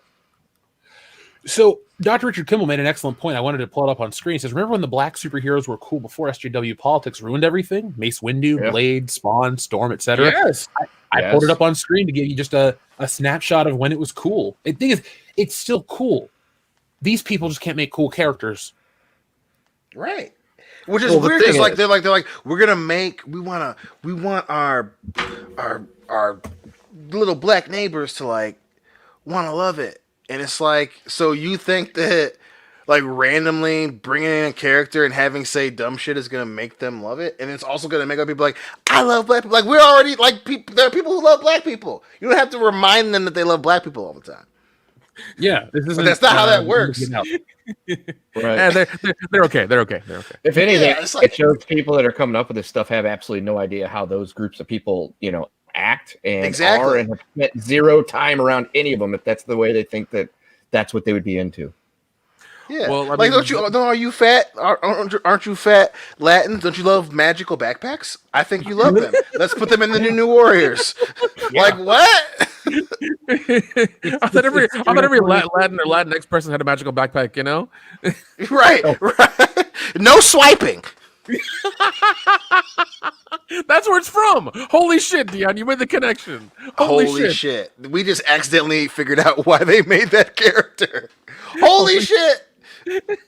They literally just made her Dora the fucking Explorer. That's fucking nuts, dude. Yeah, because that's so famous. That's where they've gotten that trope from. That's where it is. That's fucking nuts, dude. That's crazy. People got paid. Someone got a bonus for that, dude. That's insane. And 4 random assholes who like drink and have a podcast busted that shit. That's insane. Well, let's talk about that for a minute, though. Let's make the parallel back to the High Republic for just a moment in closing. Like, I pulled up Tito from Rocket Power. Tito from Rocket Power was cool. Mm-hmm. When you watch a cartoon in the 90s, which is going to be one of our fun segments we're going to talk about in just a moment, like, when you watch these old shows, it's not about us being old men lamenting the current day, wanting the past. It's, you had these characters. You didn't even call them minorities. You didn't call them the ethnic characters. You just called them characters. Tito was the cool dude. You had John Stewart was the Green Lantern. He wasn't the Black Green Lantern. He was just the Green Lantern. Mm-hmm. I didn't care about Hal Jordan. I knew who he was. I had read books. I've never owned a Hal Jordan action figure, so I can't say that part. But I was well aware of him, and I still like John Stewart. I just miss a time where you don't even have to have a... Also, too, this comes from an era where you very rarely had a race swap insert character. When you created a black character or an Asian character or whatever, you created a new one. They didn't go, oh, we need Asian and we need Spider-Man, so we did whatever. It's, oh, we need a new character and whatever. So you make this guy or that guy, or you put X-Men characters. There's just all kinds of stuff that was already there. And so when you draw attention to the differences, the racial coloring, and then you don't make the characters cool on top of it, you accidentally send a message. I'm not here to call it racism on people because I hate that myself. It's hypocritical. But I just think you do more damage than you do good, and you should just shut the fuck up and not worry about those and take the lens and put it on something else. Well, like, even, fucking you read old Luke Cage or, original Luke Cage, and part of the process was growth, right? So they didn't necessarily try to, like, we're going to make this character have this thing, whether it be race, creed, sexuality, whatever, and then we're going to make them, like, talk about it. Where, like, we're back in the day, like, with Luke Cage, like, part of the growth process was, you didn't force it. Like, even though you read Luke Cage and he talks in jive a lot of times, they try to make, like, him talk like that. It doesn't come off as, like, insulting. Like, you like this, when it came out, you can tell it was organic. They may have said, hey, we want to have a black character. Even if they had that conversation, they weren't like, okay, let's make it obvious that he's black and make him say that he's black and make him remind someone that he's black and then make him verbally super proud that he's black. Like, they didn't add all this shit on top of it. They just put this dude in, like, okay, this Luke Cage is cool. He's a black guy. He's from Harlem. He has unbreakable skin, and he's a mercenary kind of cool dude. But they clearly weren't like, let's have him talk super black, and we're gonna black people like yellow, right? Okay, so then we'll make him wear a crown, right? Because like it wasn't this inorganic chopped together fucking character. They made him, and they're like, hey, let's just make this guy cool, and that's what they thought were cool at the time. So it's a weird, like, time capsule. And it's just so funny that they think not doing that is going to work. Let's make, she's a black, or she's gay, and she says it, and she has a rainbow fingernail polish on, and she has a car, and it's got a rainbow interior. It's like, whoa, like, what? You don't even know. Have you ever talked to a gay person? Probably not. Like they don't wake up and they're like, yeah, dude, I'm gay and I love gay people. Like they don't, yeah. Rainbow underwear, rainbow shirt, rainbow glasses, rainbow shoes, everything's rainbow. Subtlety is lost on these creators. Yes. And I know it sounds redundant because it is. And if this stopped, I'd stop. But they keep making it all the time. And I'm not going to go, oh, I'm so morally offended or all this. I'm not bothered that you want to make these characters whatever. Like, make these characters. Just make them cool. Don't send the message to kids, because in this new fucked up world that you guys are creating, everyone's going to be obsessed with their identity and only liking shit they look like. So don't set up kids like Ram Jamaram. But not just that, but they're unable to talk to people. You know, you're going to make these kids be unable to talk. Like, this is you.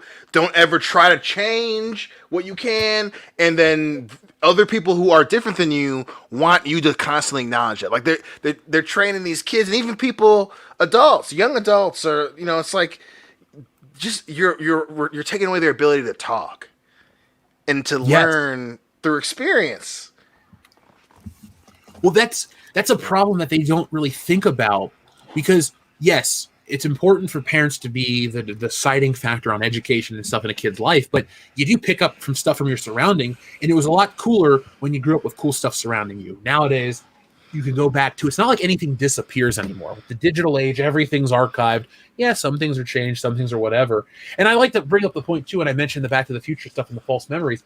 The one point I forgot to mention is I think Star Wars has made a lot of people gun-shy of going back and editing movies and made that part of the popular conversation.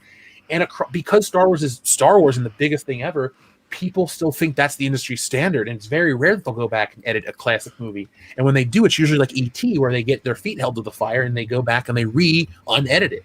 So, like, Star Wars is that only thing. And I know it's our big community thing, and we're so used to that being the gold standard. But I still think that going back to edit an old film and then taking the original away is just a George Lucas move. And until that becomes the standard, I don't really think Back to the Future is in kind of danger. Yeah, hey man, I hope so, because I get paranoid every year about them, trying to remake it, trying to redo it, trying to buy the rights, and do something with it. I just get paranoid. I really do, because it's because thankfully so far it has. Yeah, one day it's coming. I hope I'm not alive for that, because man, it's gonna be sad. Because that's such a great movie, and it's a great trilogy. I still love all three of them, and they're such fun movies and so quotable. And thankfully they haven't touched them. I mean, they've emulated them, they've tried to copy them. That's fine, whatever. But I hope they never remake them or reimagine them or any of that shit, because you can't catch lightning in a bottle again. Well, I don't know, man. Maybe by then. Oh, I'm sorry. Go ahead, man. No, Dion, completely go, because it was going to change the topic. Keep talking, dude. Oh, cool. And shit. These polite motherfuckers over here. But I think hopefully by the time they look at it, that at least will be the franchise where they're like, yeah, this we've learned from Star Wars, we've learned from Marvel, we've learned from fucking shitty comic book releases and stuff. Like, hopefully they get to that. And again, I do think that while the attempt will come, I do think that the pendulum is swinging, hopefully really soon. Because you can't, like, it's just such a weird thing that just repeatedly doesn't work. And by the time they get to Back to the Future, someone who at least was close enough to the people who owned it were like, yo, listen, this is why they wanted to hold out. No. And everyone will just be like, you know what? You're right. This is going to be a bad idea. Let's just re-release it. So let's... Oh, good. Oh, I was gonna say, re-releasing it every 5 or 10 years every 5 years is fine. Like, it's good. They have that giant pack with the cartoon in it. They have the special features. They have that giant book with all the stuff in it. Just keep doing that. Have it play in theaters, once a year during summer or some shit like that. For a couple weeks, and be done. Collect your paycheck and move on. Be happy you've made something that has lasted lasted this long, and that's going to be passed down from generation to generation as being like, oh, this is a cool thing. I want you to watch this kind of thing, and people are going to share that with their families and their friends and everybody they know for hopefully forever. Be happy you've made something that has affected pop culture in such a positive way that it will be shared forever. That's all we want. Mm-hmm. So makes more sense. Usually after our show, I go over to Jesse's stream for Mindless Entertainment. But that show, Thirsty Thursdays, is no more over on Mindless Entertainment. But tonight, I will be making a special appearance on another show that gets crazy, that gets late. I'm going to be messed up for it. So, yeah, just be prepared. We'll be showing up a little later tonight. So don't go to bed. Just don't be looking for Thirsty Thursdays, though. Our friend Andy from the UK says, did you read that Pedro Pascal, in an interview, he denied demanding taking off his mask and said he wanted to keep it on for better storytelling and mystery? You know, and I never believed any of the rumors about Pedro Pascal quitting because he refused to take off his mask, or if he wanted to take off his mask. That was the Grace Randolph stuff. That was this war. Actually, I have definitive proof that a lot of this war that Grace Randolph had been promoting is false. And I don't mean just like I heard it from somebody. I have it in print, an official source, and I'm going to show it. It's public record. It put it like this. Whatever Pascal says, cool, he knows. I'll buy that more than whatever bullshit rumor I'm being told about. I don't think Pascal's covering his tracks. What I think's happening is he's just answering a question. That's it. Do I think they have problems? Lucasfilm has problems with the fans? Fuck, yes, I do. Look at the shit they still give us. But I never believed that Mandalorian war, and now we have definitive proof. So come back Monday, and I'll show it to you. It's very obvious, and that's it. There's nothing else to say. NG1T, thank you very much. He says, Star Wars is owned by the Dark Force people. Star Wars is forever lost unless we make Disney go out of business and the new owner of Star Wars. Well, no Teve, or NG1Teve, I agree with that. I think what happens is you get Luke Skywalker, and Luke Skywalker is them throwing a bone to the fans. So, Dion, what did you think when The Mandalorian ended with Luke Skywalker? I was super excited. It actually made me nostalgic to be a young Star Wars fan again. It was a fun callback, man. It actually made me proud to be at least proud to be in what's being put out in Star Wars. You know, I'm always gonna be proud to be a Star Wars fan, but it was something new that I was like, this is really fucking good. So I was happy, even though the CGI didn't look great. But dude, I loved it. I loved it. Made me remind me of the time I saw that fucking green lightsaber for the first time. When I saw I already gave my response, folks. You can go back and look at it. I'm just glad that everyone was happy and got stuff, and then people have calmed down and realized, like, yes, it was a cool moment, but Disney hasn't fixed everything, and we still have to remember that timeline is still canon until they officially announce it, because we keep hearing all these rumors that never come true. Thank you, Grace. We need to remember that until they officially say something, it sucks that fans hang their hat on something and walk away disappointed. I could understand if we had misinterpreted, or, it was our fan theories or other things, and people are like, well, it's your fault, you built this up. But now it's not that fans build themselves up, it's that people feed us stuff for a season. And we go, well, this lady works in Hollywood and has connections. Of course it's reputable, and it's all wrong. And that's why I feel so honey-dicked. That's really what it is. It's not that I'm mad at her. I don't want her job. I don't want anyone to even message her about our video. If she sees it, cool. I'm sure she has. I have nothing to say about her person outside of what I said in that video. It breaks my heart that that's what Star Wars is about these days. And so NG1 Teve, there's a lot of dark forces. And what makes Star Wars awesome is just consistent quality. It doesn't even have to be a New Hope every couple of years. You just have to knock out a Revenge of the Sith or an Attack of the Clones or something every once in a while. Like, you had Solo, Rogue One. Rogue One was cool, but you had Solo, you had Last Jedi, you had Rise of Skywalker, and you had garbage the whole time. So I'm all about respecting the fan base, giving us what we want, saving Star Wars, all the noble stuff that the fandom menace wants, because we're actually in a really good place as a community. Last week, or excuse me, right after Luke Skywalker, everyone was worried about impending doom.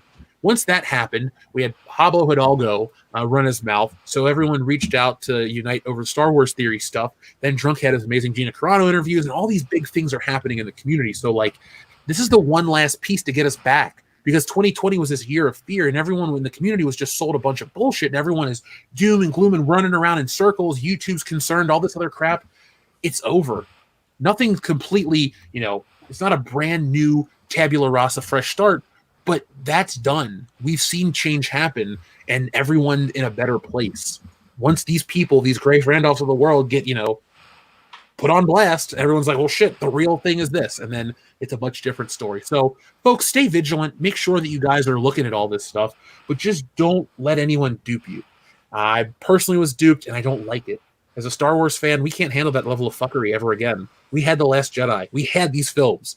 Don't let other people tear the fan base apart now. They were promoting Disney years ago. They were their shills. It was very transparent. Then they realized that the small vocal minority wasn't that small, and they flipped the script to appease us. And how could they do it after telling us we were all assholes? Then they just filled us up with hope and shit we wanted to hear, and then we bought into it, and none of it happened. So thank you, Grace. Thank you. Andy from the UK, we read yours, sir. Mark C, we read yours. Thank you very much. Thanatos Felicitas says, possession is 9/10 of the law. Dion, you are in law. You've studied law. You know what's up. Is that true? I know it is, but tell the audience. Just in general? I mean, I'm a little too drunk for that fucking explanation. Well, then don't worry about it. Yeah, we'll come back to that one. The game is, are you drunker than Tim Riggs? Ooh, shit. He's like 10. He was 10 shots in a couple of minutes ago, so he might not be awake anymore. Tim, if you're out there, there he is right there. He just popped up in the chat. He's alive. So our friend Rob Brandt says, and we already read Rob's about MGM. Go big boy or go home. Thank you very much. He says, I submit that, like with Amber Turd, we start referring to Zack Snyder as Hack Snyder. I'm sure Dion will second the notion. I like that one a lot. So, Dion, did you hear about Zack Snyder and his Wonder Woman image? No, I didn't, but I guess you're going to tell me. So, he has released an image that he had been displaying on his wall of an alternate version of Wonder Woman that they were working on. So, fuck. Last week with Patty Jenkins, when I had talked about Patty Jenkins in her interviews, she explained how Wonder Woman had like 30 different scripts and all these other things. That's cool. The movie turned out what it was, and I thought it was fine. But there was another version that they were working on, and it wasn't the happy-go-lucky, loving Gal Gadot version. It was Gal Gadot. She's in the pictures, and it's meant to be for film, but she's a much darker, mean-spirited, more vicious warrior character, and she first debuts in 1854, and the photo is her with a group of fighters, and she's got a bunch of severed heads. So it's a much different Wonder Woman that they were trying to go with, and I think that would be much more damning, because the Zack Snyder stuff, it doesn't work for Superman. It works for parts of Batman, but not overall. It doesn't work for any of Wonder Woman. So that's why I'm so thankful that we didn't get that. Not because I want to sit and rail on Zack Snyder. It was like we got a picture of what we almost got, and it wasn't that good. Fuck that dude. I just like that dude. Just even on his I'm really creative days, he just doesn't fucking get it. Like, it's another prime example of what he just doesn't fucking get. What he sees Wonder Woman as. Mark C says, clarification. My Bruce Timm info comes from him and the writers. Watch the commentary for Batman Beyond or read the interview with Tim in Modern Masters. I'll check it out. I always want to read. The cool thing is, and Mark C, I'm not saying this is like, because I'll read it. I'm not going to fight you on it. But I do get to say that I am cool / friends with the guy that worked on Batman, the animated series. So I'm going to reach out to him. He's been on the channel, Russell. It's not a secret. He worked on the Clone Wars. We interviewed him. He's a great dude. See if he'll come back I just want to talk about Batman, the animated series. It's funny, when I told him how much I loved that show, he's like, so many people love that show. And I don't think he realized that it was the show of our generation. Do you think that's hyperbole to say that's the cartoon of our generation, like the defining series? I could fucking sleep like a baby to that. Yeah. Great show. Oh yeah, wonderful show. I'm actually gonna go rewatch it now that it's on HBO Max. Dude, I don't pay for HBO Max, so I don't need to shill for them. But when they dropped that on HBO Max, dude, I hit X to add it to my list and got so excited. It's the best. Yeah. I'm just gonna sound kind of shitty, but my mom gets it through the cable subscription, and me and my brother just borrow it. So there's nothing wrong with that. I've actually had the dilemma about, do I want to cancel Netflix? But I share with Dan, so do I really want to cut myself off from our agreement? Well, just watch Cobra Kai season 3 and then cancel it. I will. I gotta catch season 2 first. I'm a year behind, dude. Yeah, so am I. Yeah, because to talk about that show real quick. That show is really that's how you bring back in old franchises, by doing it correctly that way. And secondly, they keep everybody's decisions in like a gray area, or like they keep everybody in a gray area where it's not like this person's definitively bad or good. You're constantly in this like flux of their emotions and the decisions they make. And that's what I love about it is like you don't know what's going to happen in the next episode. You can't really predict who's going to do what, and it's wonderful in that aspect. And I mean, it's been a great 3 seasons. I really do love the show. Speaking of shows and stuff, did you hear about the Dexter revival? A little more of the information how Clancy Brown is going to be the big bad guy and stuff. Yep, and then how even Michael C. Rye was just like, he was like, man, like I'm just glad he specifically mentioned the finale and how people hated it. I was like, damn, okay. Well, that to me shows self-awareness, good self-awareness. I'm a Dexter fan. I loved that show up until the last couple episodes. I was still like, it's still a good show. Really, a couple episodes? Jeez. They tried to. I finally watched it, even though Hillary and Jeff, because they were hugely into it back then, and goddamn right. And yeah, dude, we got into it because of Jeff and shit. And then I finally watched the last season. I was like, fucking, him and I watched together, and it started to get its wheels back a little bit up. Well, obviously to the very last episode, but it tried, man. That last season tried to get back on track. Yeah, because it didn't succeed. Well, because my thing is the last good season was with John Lithgow. Yeah, that was a fucking amazing season because John Lithgow is goddamn talented. That ending to that season is fucking crazy. Mm-hmm. Oh yeah. So our friend, wow, this is a great screen name that we definitely haven't read before. Grizzly Taco says Star Jones. Here we go, guys. This is the cinematic event of 2021. Let me get close to the mic. Star Jones in my really big black ass. There we go. So, Star Jones is coming back of the View fame. There you go. Things that were cool in the 90s, socially acceptable in the 90s that aren't today. Star Jones. Yeah, shit, that fits the mold perfectly. Barely. So does she, apparently. Yeah. But I wanted to.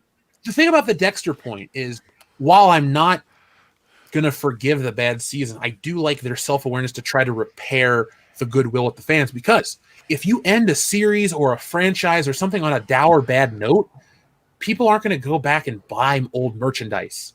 Game of Thrones burned a lot of people. I wouldn't be surprised if outside of the show being ended, that the merchandise saw a more steep decline than other shows that have ended, because that show was a juggernaut. It was the biggest thing, and that's why so many people were able to build YouTube channels based off its decline, because it was like The Last Jedi. It was such a slap in the face.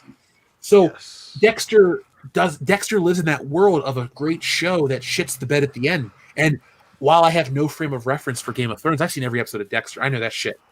That really was an amazing television series that became a joke. If you think of the worst episodes of the worst shows, Dexter ends just as badly. Now, instead of sitting bitching and going, this is going to be terrible, I also want to give them another shot, because it feels like they're trying to do this for us. Yeah, they're going to get paid. This isn't a noble cause, but this is one of those situations where, you can make money. This is our business, but Dexter will get a better shot. And if anything, if this is only one series revival, at least we'll know what happened to Dexter, and it'll kind of pick up the pieces and answer some of the questions. And at the best, this will be an amazing series of 12 episodes. People will want more, and we'll get more. Well, we've talked about this before, and like him coming back in the current era is like, because like we know, and anybody who doesn't know what the show is or what its premise is, like Dexter kills other serial killers in the Miami area, the South Florida area, if you want to go even that further. Because he is a serial killer himself, but he wants to kill bad ones because to satiate his need to kill. That's what he does. If he starts killing if this is a woke version of it, I'm gonna be pissed off. Oh God, I didn't even think of that shit. Yeah, it could happen. It could happen. Yeah, but it appears that very he's cognizant.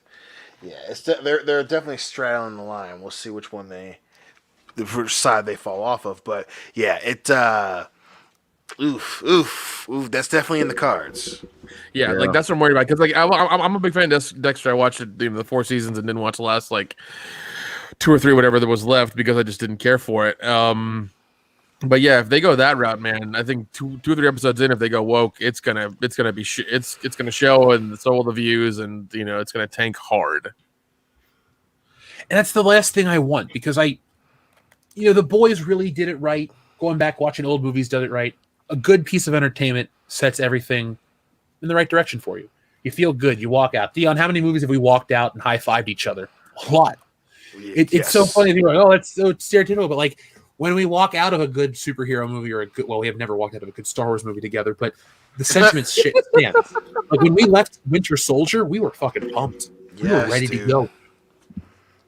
It sounds crazy, but when you leave a really great movie, you feel like Dak from The Empire Strikes Back. Yeah, you feel like you could take on the whole Empire. You can't, but you reality sets in. Yeah, that's all I want. I just want reality to set it. But for a moment, we want some nice escapist entertainment. Yeah. Our friend Eric DeHoff, thank you very much. He says, "Hey, Dion, Jeff, Nick, and Kendo." Eric, thank you very much for your super chat, and I hope you heard us say thank you for joining our Patreon page at the early beginning of the show, and as opposed to the late beginning of the show. Our friend Blue Marvel has an excellent idea, which I wish they would implement. They should just do a live-action DCAU. Now, if you do that, would anyone be opposed to having Kevin Conroy's voice come out of another person? Because we all know him as the voice actor of Batman. So if they got a physical actor and then a voice actor to play Batman, do you think that'd be too weird? Yes, I do think it'd be too weird, but again, it depends on what it is your focus is for the movie. I mean, if you focus on okay, we want it to be as close to the original as possible in this alternate universe. We're bringing in, and if your focus is making that good, I'd risk it, and depending on what leaks and whatnot, but if you know that, okay, we're just trying to make this movie for just a quick buck, and we want it to be alternate universe, but it's going to be, super, super, super woke. Well, that's going to be very apparent and you're going to fail. It's just, if you're going to risk it, I at least want there to be signs of other shit that you're really focused on. So, yeah, I could go for it, but it could be fucking terrible. Yeah. If you're going to risk it and do something like that, make it fucking good. Make it worth the risk. Don't do the easy out thing and make it woke and, just to do it because it's it's now, but make it fucking worth it, man. Yeah. Okay. Right. You let her in too, Dion. Oh shit! Let me go ahead and do that. So I just wanted to ask you guys what you thought of this terrible film, Hulk. Somebody had asked, you said, "Where's my Hulk movie? Damn it!" The only reason I bring this to your attention, I recently watched Hulk on Hulu just to see how it looked on this TV. That fucking movie, man. It's so bad, dude. Yeah, it is so fucking bad. It's basically Hulk the fever dream is what it is. It's so bad. Yeah, it's not good. Not good. My god, fucking Eric. The game is fun as fuck, but god damn, man, it hurts me what they did to my man Eric Bana. Yeah, it hurts me too. He wasn't the worst Hulk. Yes, he was. Yes, he fucking was. Edward Norton, Bill Bixby were better. Sorry, Eric Bana, you are the worst live-action Hulk actor, but you're a good actor, like a really good actor. Damn it, yeah. He's really good. I blame the writing and the directing mainly on that movie. Fucking Ang Lee, dude. Yeah. Oh. So it's so funny how normally we do the show and we're like, all right, we got to keep on track. Jesse's going to go live, blah, blah, blah. Now it's like, we don't have anything to do. We could go forever. And now it's like, we only have a few things left. So folks, keep the excitement high because we're going to do the fun part of the show now. You guys ready to talk about that photo you sent earlier, Kendo? Yes, I am. So folks, we like to take trips down memory lane. We like to talk about stuff. We like to have fun on the show. Every once in a while, you see an image that pops up and makes you question things, or an image pops up and makes you really take note and think about certain things. So time is a funny construct. It makes you realize how old you are at a moment's notice. So when I saw this image pop up, I legitimately thought, ouch, I'm old as fuck, even though I'm not in the grand scale of things. So this image has been making the rounds. I don't know exactly, I can figure it out by the number, but yeah, all these properties are this old this year. So Jesus. Here we go. Yeah. And it's funny, the youngest thing on here is only a derivative of something else. Right. So Pokemon, Dragon Quest, Zelda, all these ones. I'm not going to sit and read all of these. But of this image we talked about earlier and shared earlier amongst ourselves, Kendo, since you brought it to my attention as well, what is your favorite property on here and how does it make you feel realizing how old it is? Obviously, my favorite property on here is The Legend of Zelda. And as I'm looking at this picture right now, I realize that I am older than all of this shit on here except Donkey Kong at this point. And now I feel really horrible about myself.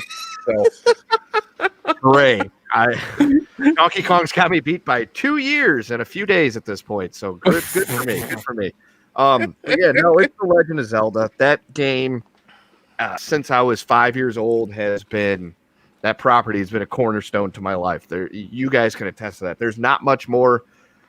I mean, there's a lot of stuff I'm into, but there's certain things that I will never ever say anything negative for, and I will fire my money at it as hard as possible as soon as I see something pop up, and it's The Legend of Zelda. I mean, maybe the second would be like either Pokemon or Halo, but yeah, Zelda, that's my number one off that list. And it makes me happy. It makes me happy with all the Zelda love on this channel between you, me, and Hillary, Dion's wife. Yep. Lot of Zelda hours. A lot of Zelda hours put in here. Yeah. So Dion, same question to you, sir. Of these properties, which is your favorite? And how does it make you feel to realize how old you are? Oh my god! I mean, so many of them are up there as shit. But the number one thing, even though I love fucking Skyrim, fucking the Batman Arkham Asylum. Oh my god, that one is the one that hurts for me the most. Is the Batman Arkham Asylum? It's fucking 10 years old. I remember playing the fucking demo on the PlayStation 3. It was right before I moved into my apartment, and I bought it. It was, oh my god, dude, that's the one that stings. Oh god, yeah. Huh? No, I said, oh god, yeah. I'm agreeing with you about how great and excellent fun that was, especially when it first. So, I remember the first day getting that game. I was at Toys R Us, and it was when I still worked at my 7-Up job. The last day of the summer that I had to work when that game came out. And I was like, great, I can take 2 weeks off before school. I can play Batman, and I can go to school. And dude, that was one of those games that changed everything. That was such... Playing it over and over. How many times did you end up replaying it? Off the top of your head. Oh, geez. Well, now you said the Arkham City... I don't know. I had it on Xbox 360, PlayStation 3, and PlayStation 4. So multiple times is what I can tell you from that. Mm-hmm. I still will stand by Arkham Knight not being terrible. I enjoy it outside of the Batmobile missions. Yeah, so. Yes, you take away the Batman missions, it's a way better game. But also, even what it was still a really good game. It gets shit on. I think the farther we've gotten away, everyone's opinions have softened on it for sure. Nick, same question to you, sir. The one that kind of brings back memories and kind of hits home a little hard is Halo, because I spent a lot of time couch co-op. Yeah, I had the first Xbox that came with Halo. You didn't buy it; it came with it. And I remember my brother and my cousin playing some football game, whatever. And they kept playing that. They kept seeing me play Halo, and they're like, "Oh, we can beat you in that." Never fucking could. It took them like 5 years for one of them to beat me in Halo. That's how good I was at the time. Damn, dude. I played some Halo and I was really fucking good at it. But and then we had our friends group. We rearranged my den to have like 2 TVs there and a couch and everything. We had tournaments. We had so many people in this house playing it, and pizza parties and late nights.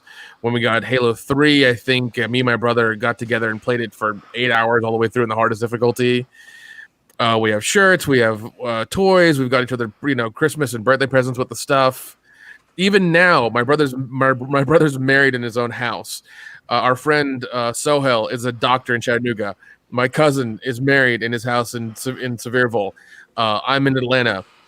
Even now, I get text message, "Yo, get on Xbox. We're playing Halo right now," and we'll do it. 20 fucking years later, we'll still do it. And I think that game means more to me than all the stuff. God, dude, you and I just became better friends because I had no clue you were this into Halo. It's okay. 3 years ago, I got everybody in our little Halo group the really, really nice sword. Oh, nice! Because in Atlanta, the GameStop that was near me. Oh shit! I just got this like 2 days ago. Was it the new one that came out? Yep. I actually got my brother the it's on the Lego. It's a knockoff brand Lego of the Master Chief helmet for his house, for his little like game area in his house. Because I was like, build this, put it on a fucking podium in your house, like put it somewhere. You know, it means something to us, dude. We've had we like our friend Sohel made us all shirts for our little group. We've done so much shit with that game. We've cried, we've fought, we've thrown things, like it's so many emotions over that game, and that's the one that really kind of is like 20 years shit.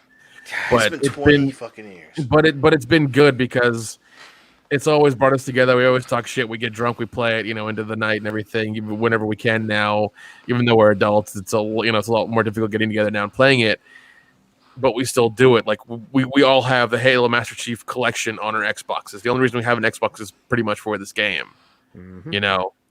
And I think I bought my brother the Cortana, the one that's like really rare. I bought him that for $20 at a GameStop in our town years ago. Oh, nice. Yeah, it's the one that's like super fucking rare. It's like one of the first ones ever made, and I bought it for him for Christmas for Christmas, like from GameStop for like $20. It had to be, and then I realized later it was worth like $500. I was like, holy shit! I should have bought more than one. yeah, exactly. I should have bought like 5 of them.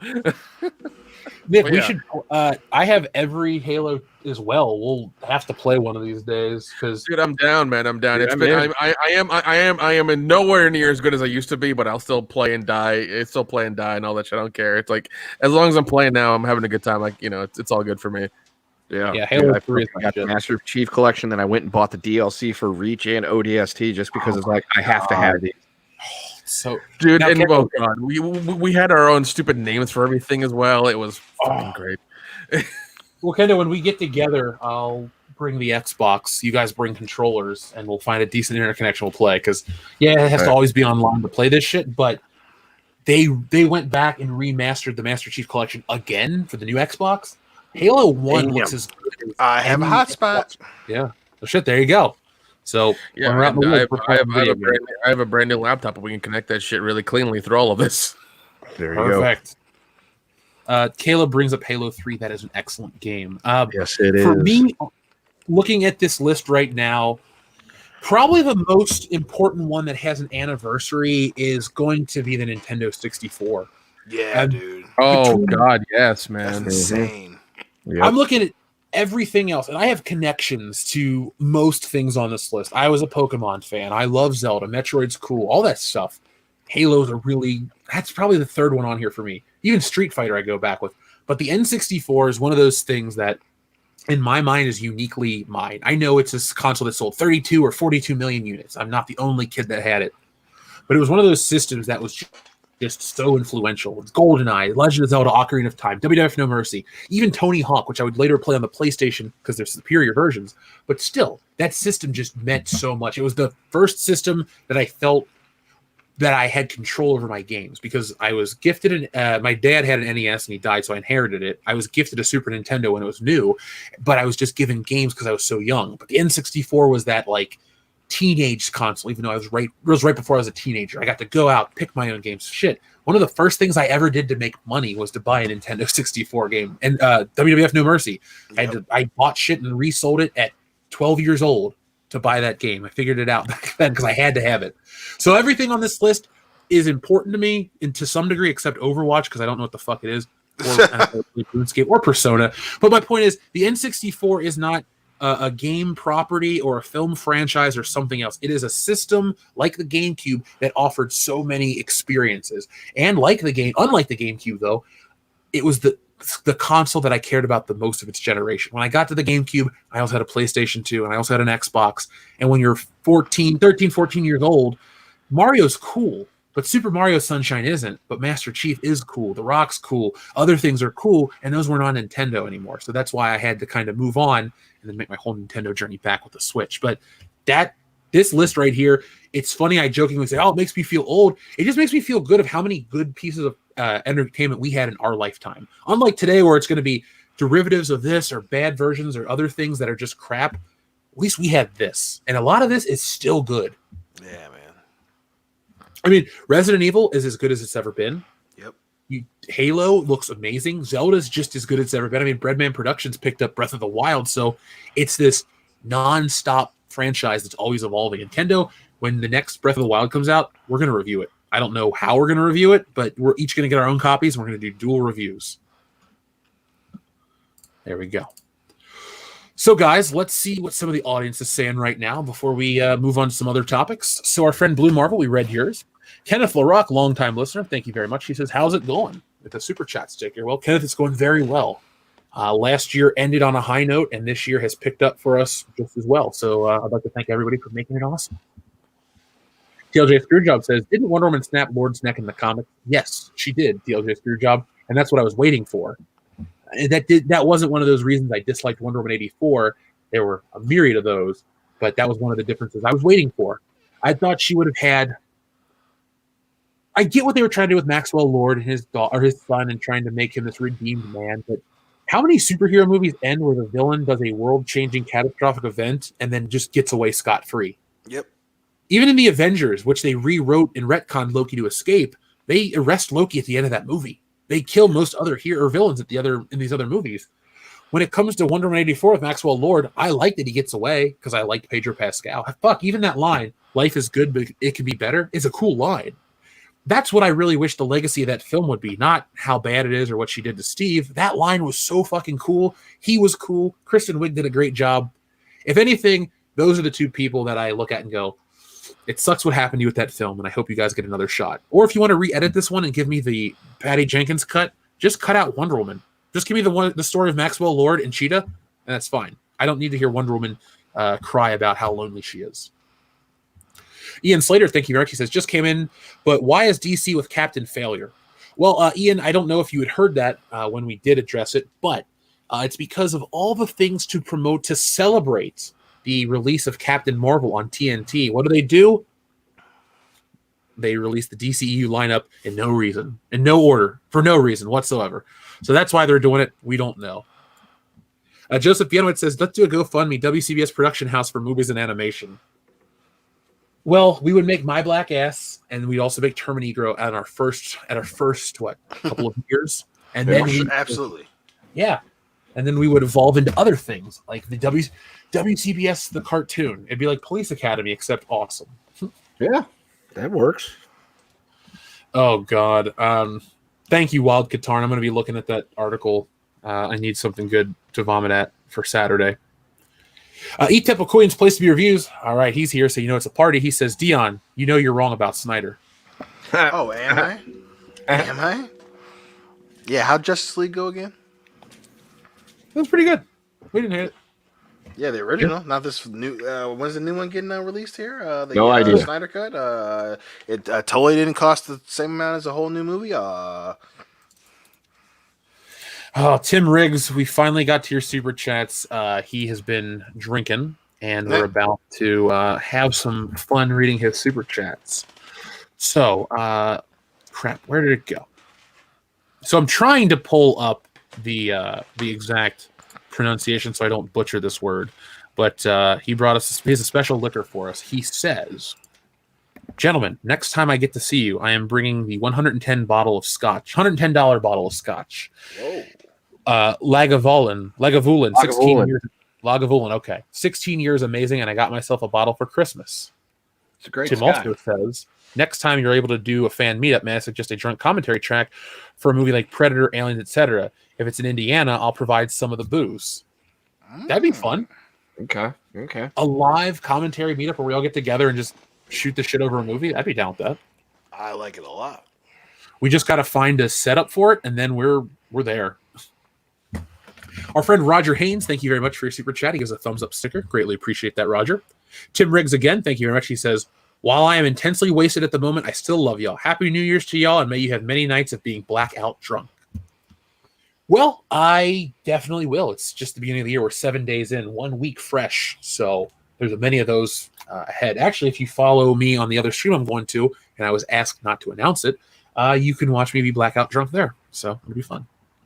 Tim Riggs also says, "I know a few WCBS fans are Arch fans as well. His channel was recently hacked and then deleted. I would ask everyone to petition YouTube to restore it."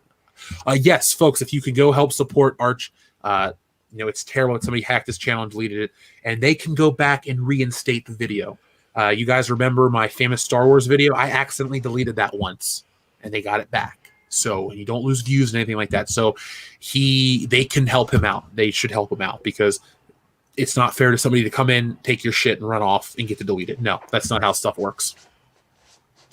SH Rebels, thank you very much for your super chat sticker. He sends a laughing pear. Thank you very much, SH Rebels 08, for joining us tonight and every night on every stream. Now, Makini90 makes an excellent point. I wanted to bring this up earlier, but I knew it would enter a whole new discussion. So he says, the beautiful thing about this, and this is discussing the High Republic art, they're so bad that they want to promote body diversity, but we as a developer had to deal with the death threats and harassment for their games having busty, curvy women. So he's talking about the double standard. How everyone wants to promote this body type and this and that, but when you have another body type that's more appealing to men or women, honestly, just a classically attractive curvy woman, you get these people that are weird about it. Makini90, I see your art. I know it's how you draw. You know how I draw. So it's not anything new. There was even something recently about actor Kamal Nanjiani where apparently he was body shamed for being too muscular. And I just said he was body shamed for being too muscular. Yeah, that's a thing. It happened. That's dumb. It's just like jealousy. It's like, oh, you're too good looking. Let me make fun of you. It's like, why? He worked hard. I don't even really love that guy's work. Right. Stuber was dumb. God, that movie was so fucking stupid. I'm normally on the Batista is a decent actor train, but he has picked some real stinkers as of late. So he's going back to the like earlier 2000 or like the 2009, 2010, 2011 choices he was making. It's like, dude, come on, don't go back to that, Dave. Be good, Dave. And I ended up just getting shit faced during Stuber because I was so bored of how stupid it was. Oh yeah, dude, it was bad. By the way, the hotel that they're in the beginning is in downtown Atlanta, and that's one of the hotels that Dragon Con would have happened in. So. Things were missing for 500, Alex. Listen, I miss getting drunk, getting high, and staring at random cosplayers. Okay, it's fun. That is the only time cosplay is acceptable. I joke. Rob Brantz, thank you very much. He says the High Republic, another eventual L for Kennedy. See, folks, this is why I don't believe she's been fired and she's just waiting around, because we get more crap. If she was gone, wouldn't we get a slew of good stuff? Because we can go back and catalog. She's the death touch for all of these things. Yep. It's not a coincidence that the minute she has creative control, and I don't mean like creative control where she writes everything. I mean, she could make big decision changes. We saw how she operates. Look at Solo. That was not I wasn't a thing where it's like, oh, one thing was changed. That was like an 80% done script, and they went back and reshot, and that movie had an astronomical. It was that far done? I didn't realize it was that far done. Holy shit! Like a whole movie. Oh god, man! Once again, if those two, if we ever get the version of those two guys, I think it would have been way better.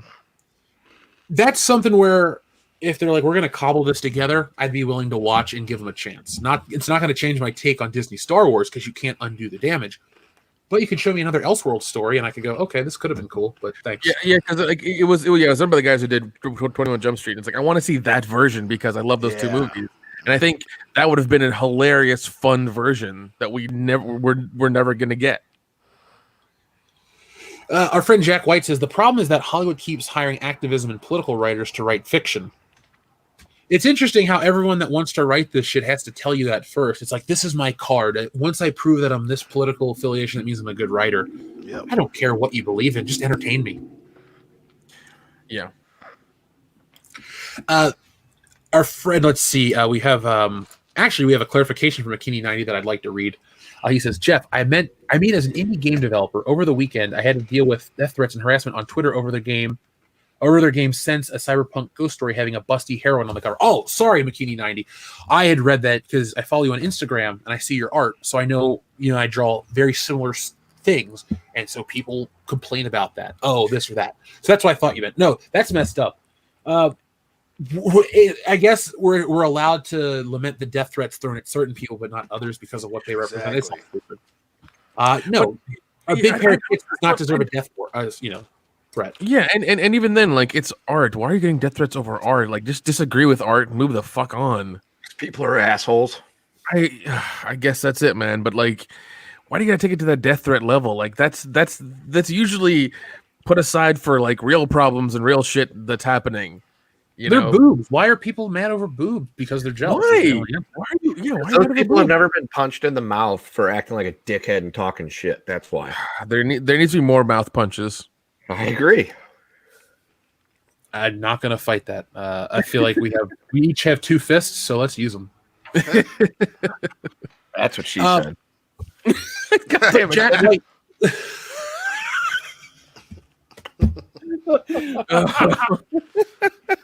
you know what? I'm going to start pre-gaming for my next stream. I'm going to go get a drink. You guys talk for a second. Okay. Sure. All right, then. That's what we got 2 fists for. Yeah. Oh, God. It's a lot of fisting. Yeah. Yes, Madeline, we know. Oh, God.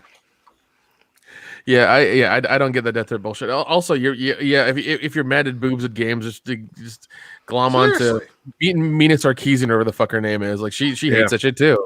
Follow her camp, see how good they've done. Yeah. Seriously.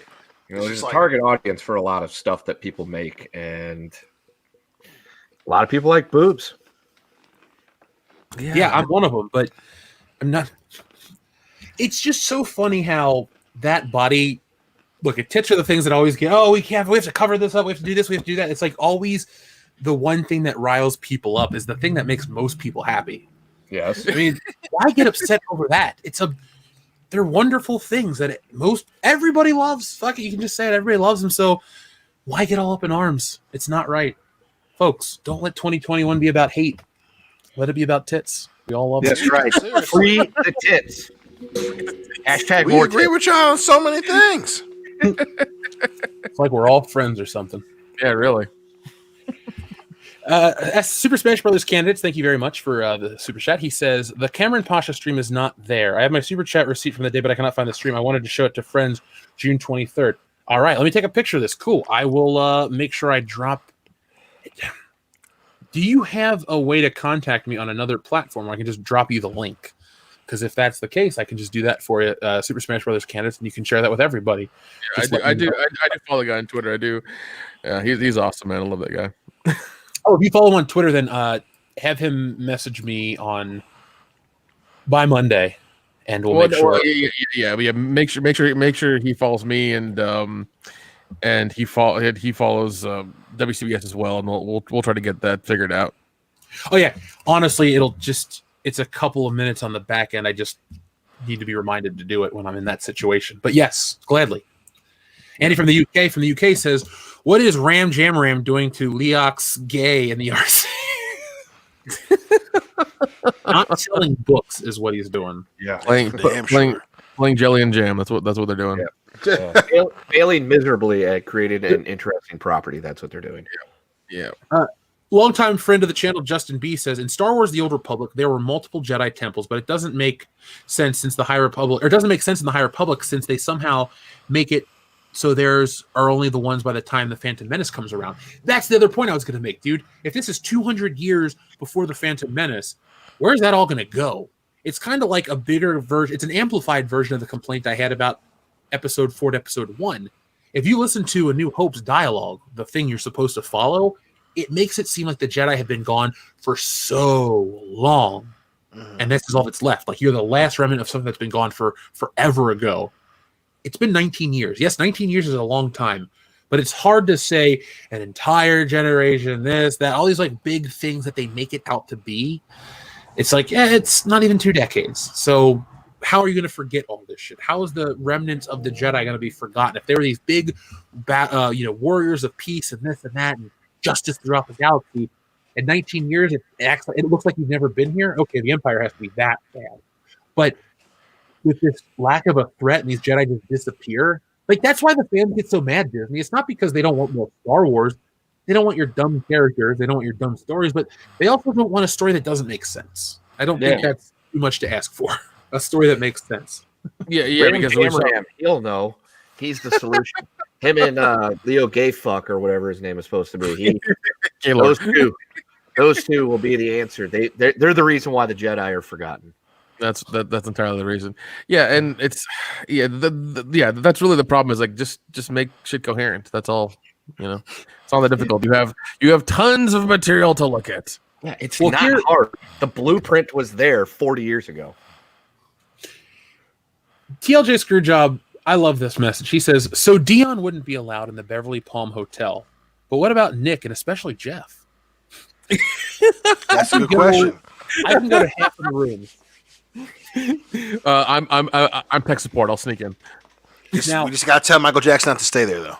Yeah. Michael Jackson can't stay there. Now the sad part is, I'll only get a single room, but I'll be charged for a suite. So it's reverse racism. Right? Know? Yes, exactly. That's how they let me in the Beverly Palm Hotel. They don't really know who I am, but they don't like my type, so I have to pay double. I mean, at least we'll all get in. No, Dion's not getting in. I can't. Well, he's gonna do is say that he's a reporter for Rolling Stone. Yeah, but you're not. Michael Jackson's not sitting on top of the world. He's dead. Right. Okay, so Fine, he's writing a story about Yeezy. I was going to say that. He's writing a story about Yeezy. Yeah, we'll just do that then. He was we gotta tell him again. Kim Kardashian left him, and now George he's sitting Bush on the bottom. doesn't care about black people.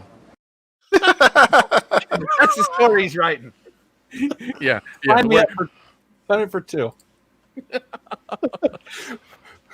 Breadman Productions says a coworker of mine said he didn't like Maguire's Spidey films because of 3. I channeled my inner Dion and ranted on why he's the best iteration. Damn right. Thank you. This applause is not for your take on Spider-Man. It's for channeling your inner Dion, sir. Yeah, Breadman Productions, we've met. That's something I got to see in person. You're very cheap brag on Spider-Man, Tobey Maguire's Spider-Man just because of Spider-Man 3. I mean, that's extremely unfair. That's really dumb. That's really dumb. That's like saying Han Solo is a terrible character because of Episode 7. It's you have no leg to stand on in that argument.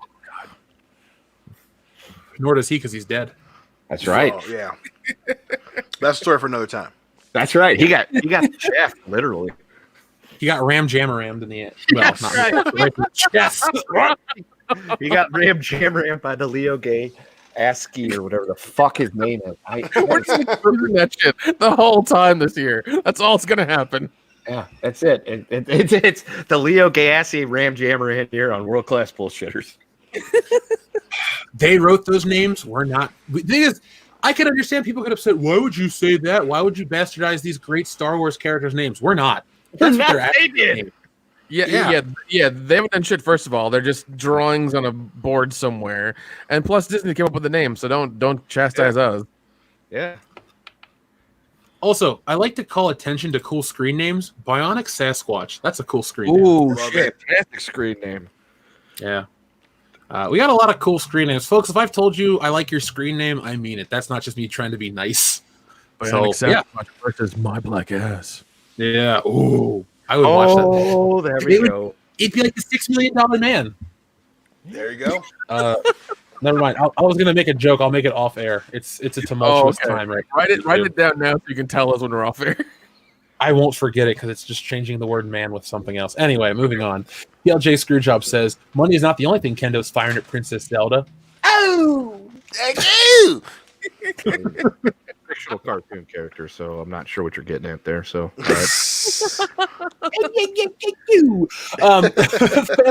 Felicitas. Yeah, a couple sips and I feel really relaxed. Anyway, The Legend of Zelda almost made me flunk college. That harlot. Damn. that'll happen. That will happen. Oh god, I remember skipping a day at college when Halo 3 came out because all of a sudden everybody was sick, including myself, and we just didn't show up that day. Yeah, when I got out at the time, I didn't go to school for 3 days. I don't know if I ever got to do that. My mom was pretty cool about buying me stuff like the first day and never batted an eyelash at the price, but I had to go to school. So the only time I got to do that was when I was in college for GTA 5. I said, fuck it, I paid for school myself. So, there you go. Which testament to GTA 5. It's still a damn good game. Dude, GTA 5 is one of my all-time favorites. I fucking love that game. It's still so good. Game. Also, I like it because a lot of the locations are based on where I live, so I feel like I live in GTA. Oh yeah, definitely. So let's see what else we got. TLJ Screwjob says, Jeff, what happened to the solo Spidey podcast you mentioned on the SC38 Imagine podcast, WCBS on May 9th of 2019? Was it / is it a Patreon only thing? It's funny. Every year around May, I announce that I'm going to do it. This year, I'm going to just start it early. Because what I have to do, TLJ Screwjob, is I have to start reading the Spider-Man books to get prepared for it. So what I ended up doing is I start reading the Spider-Man books, and then I get into reading them, and I read like the first 200 issues, and then I just keep forgetting. It's like, oh, I'm doing research. So then I got to go back again, and it just keeps happening. So I do want to do that Spider-Man podcast. It's just something that when I do it, I want to do it right. And I'm probably going to do it solo because I don't know anybody that I can talk about Spider-Man that way. It's easier for me to basically have a conversation with you guys, the listeners, than trying to have one with somebody in person about it. So it's not even a difficult task. It's just something I plan to do, start to do, get sidetracked, and go back. So I'd love to do it. Clearly, there's still interest in it. So give me some time, and we'll start earlier this time, but we'll do it. I would love to. And if you know what we could do, guys, to make it easier for me, let's start by doing the Spider-Man movies. We'll all do those together, and then I'll try shit on the comics. How's that? For sure.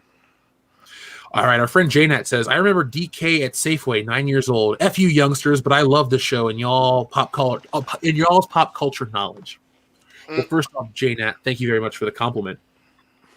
Donkey Kong at 9 years old at Safeway. So when you said that, it reminds me of, what'd you say? Oh my god! Yeah. Just imagining that. Holy shit! You just think of. It reminds me of Billy Madison, though. Remember? Yeah. Donkey Kong's greatest game of all time. Canadian Spider-Man. You know what? I'm gonna keep you in mind. It'd be fun to interview some Spider-Man fans. Ooh, K-Mac the Great is drunk too. So we're all going down that path of debauchery together. Escamanophona says, "I feel old now." Escamanophona, that was never the plan. I'd like to apologize. We're here to make ourselves feel old, not you. Yeah, remember the new thing that just came out, Gak from Nickelodeon? Oh god! Oh my god, dude! They would not stop advertising that on Nickelodeon, just constantly. Dude, the other day, because I was off the last couple of days, and I've just been kind of hanging out, and so I've been watching a lot of just YouTube shit just to kill hours here and there because there isn't really anything on TV. And then like one of my suggested videos popped up, and it was like an ode to Legends of the Hidden Temple. It was like a video about the history of the show and all that stuff. And I was, as a kid, I remember as a kid, I was like, God, I wanted to be on that show so bad because those kids were so fucking dumb, and the answers to those questions were so obvious. Mm-hmm.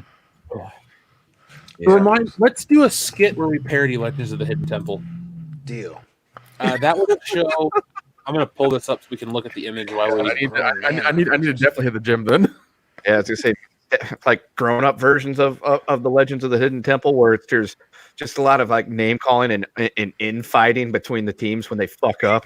That'd be great.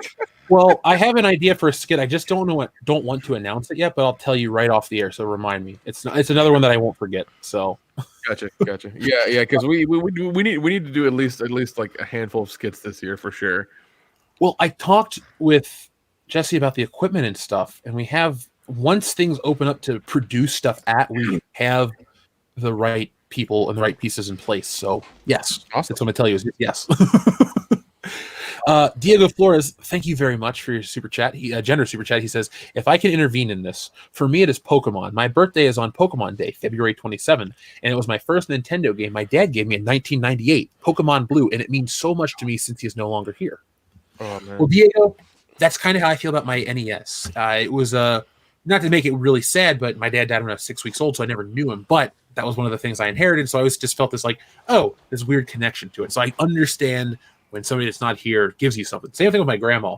I brought these Batman figures out. I'm like, do I need all these Batman figures? No, but she bought them for me, so I wanted to have them around. Secondly, I didn't know Pokemon Day was February 27th. Did you guys? I didn't. No. Zelda Day, I think, is February 21st because that's when the first one came out. I was unaware of Pokemon Day. Yeah, I had this conversation with Jesse because we're really into playing Super Smash Brothers, and Pokemon is one of the franchises that I loved and then I got out of quickly, and now I look at it almost academically, where I'm not interested in buying the games or playing them, but if they did an open world RPG of Pokemon Red, Blue, and Yellow, I probably would stop everything to play it. So maybe I'm just like a low-key Pokemon kid and just it's like the end of Fanboys when the guy's brother comes out to see Star Wars. He's like, bro, I'm always here for the wars. I'm like, yo, I'm always here for the original Kanto shit. So let's never forget how good it used to be. I was gonna say, The game that they came out with, the Let's Go Pikachu or Let's Go Eevee a couple years ago, that's kind of an open world remaster of Pokemon Red, Blue, Yellow, and that it's the same like map and everything like that, but it's, you know, like 3D and you're walking around doing stuff. And then Sword and Shield is kind of like an open world Pokemon game. It's not obviously, you know, Kanto. There are some of the Kanto Pokemon in there, but it's more of an open world, you know, type of thing where you got like a big sandbox map that you can just walk around and do shit in. That's the one that Dion bought Hillary. I've watched her play it, but she would play like the fights, and I would just hear her scream at the TV, and I'm like, I can't go back to this anymore. I'll get lost in it. Because I had TV. Dude, I had Pokemon Yellow and Pokemon Stadium, and I was obsessed with. I had Pokemon Red as well, and I was obsessed with those games. Those were so fun. Now, Diego did mention that it was his first Nintendo game his dad gave him in '98. So we're all older. We would have got Nintendo games a little earlier. Everyone on the panel, starting with you, Kendo, what was your first Nintendo game that you can remember? First Nintendo game I can remember, Christmas Day 1988 is when I got my Nintendo. It came with Super Mario Brothers, Duck Hunt, and World Class Track Meet with the Power Pad thing. Mm-hmm. No, we didn't exist then. Oh, in fact, I think only 2 of us were alive, or 3 of us were alive at that time. But yeah, it came with that, and we had a game called Hogan's Alley, I believe. I love Hogan's Alley. And I also got Jailco's Bases Loaded, which was the first baseball game I got, and I loved it. And then the next game I got was not too long after that I can remember off the top of my head. My mom bought me the Ninja Turtle game, and my dad went and bought he rented Legend of Zelda, got engrossed into it, so then he bought it. This was like a week after Christmas, so that was like the next game we got. He just went and bought that. So Zelda was probably like number 4, and then the Ninja Turtle game, and there was many others after that. Nick, first Nintendo game, sir. Probably Duck Hunt and Super Mario Brothers. That was those are 2 I remember a lot, and Metroid. Played a lot of those.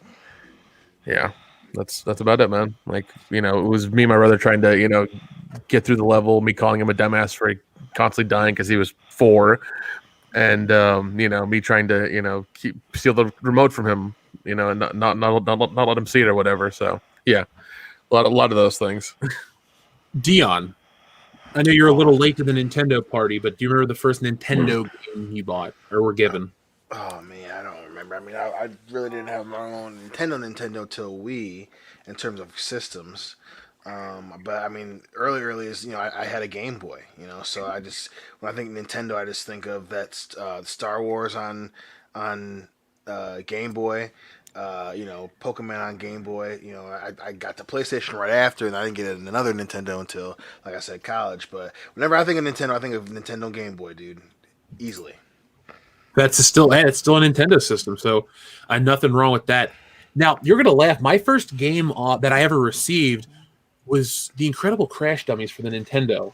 So it's a game to get is your first time out, but it didn't deter me from becoming a lifelong gamer. So LJN, you couldn't fuck it up, even for this guy.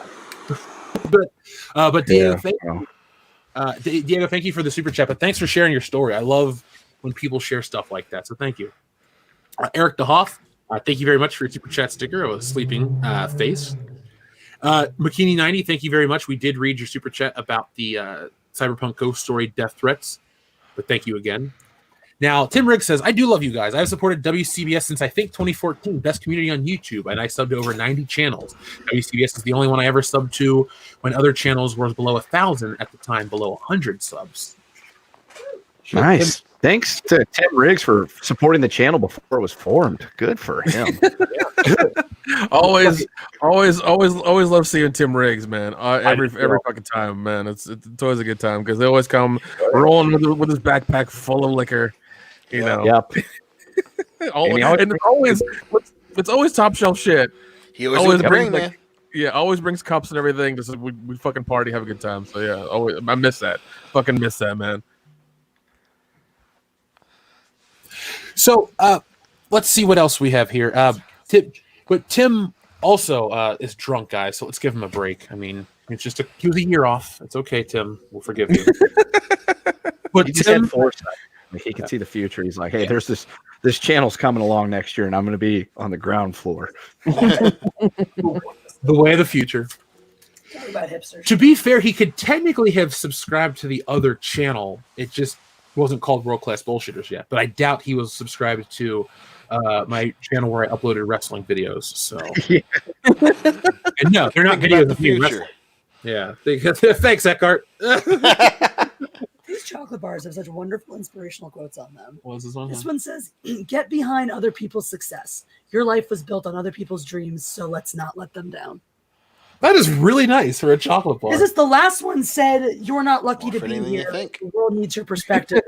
I'm like, God damn, these are like fucking. Like, I'm getting chocolate and joy from chocolate and happiness and joy from the quote. Yeah. Like, it's God. But did you play it on Nintendo? Thank you, Jeff. So I'll support other successes. Adam Wofford, thank you very much. He says, Dion has been thrown into the dark future of Cyberpunk 2077, where Dion and Johnny Silverhand must fight against an army of cyber psychos. And who's behind it? And my black ass in Night City.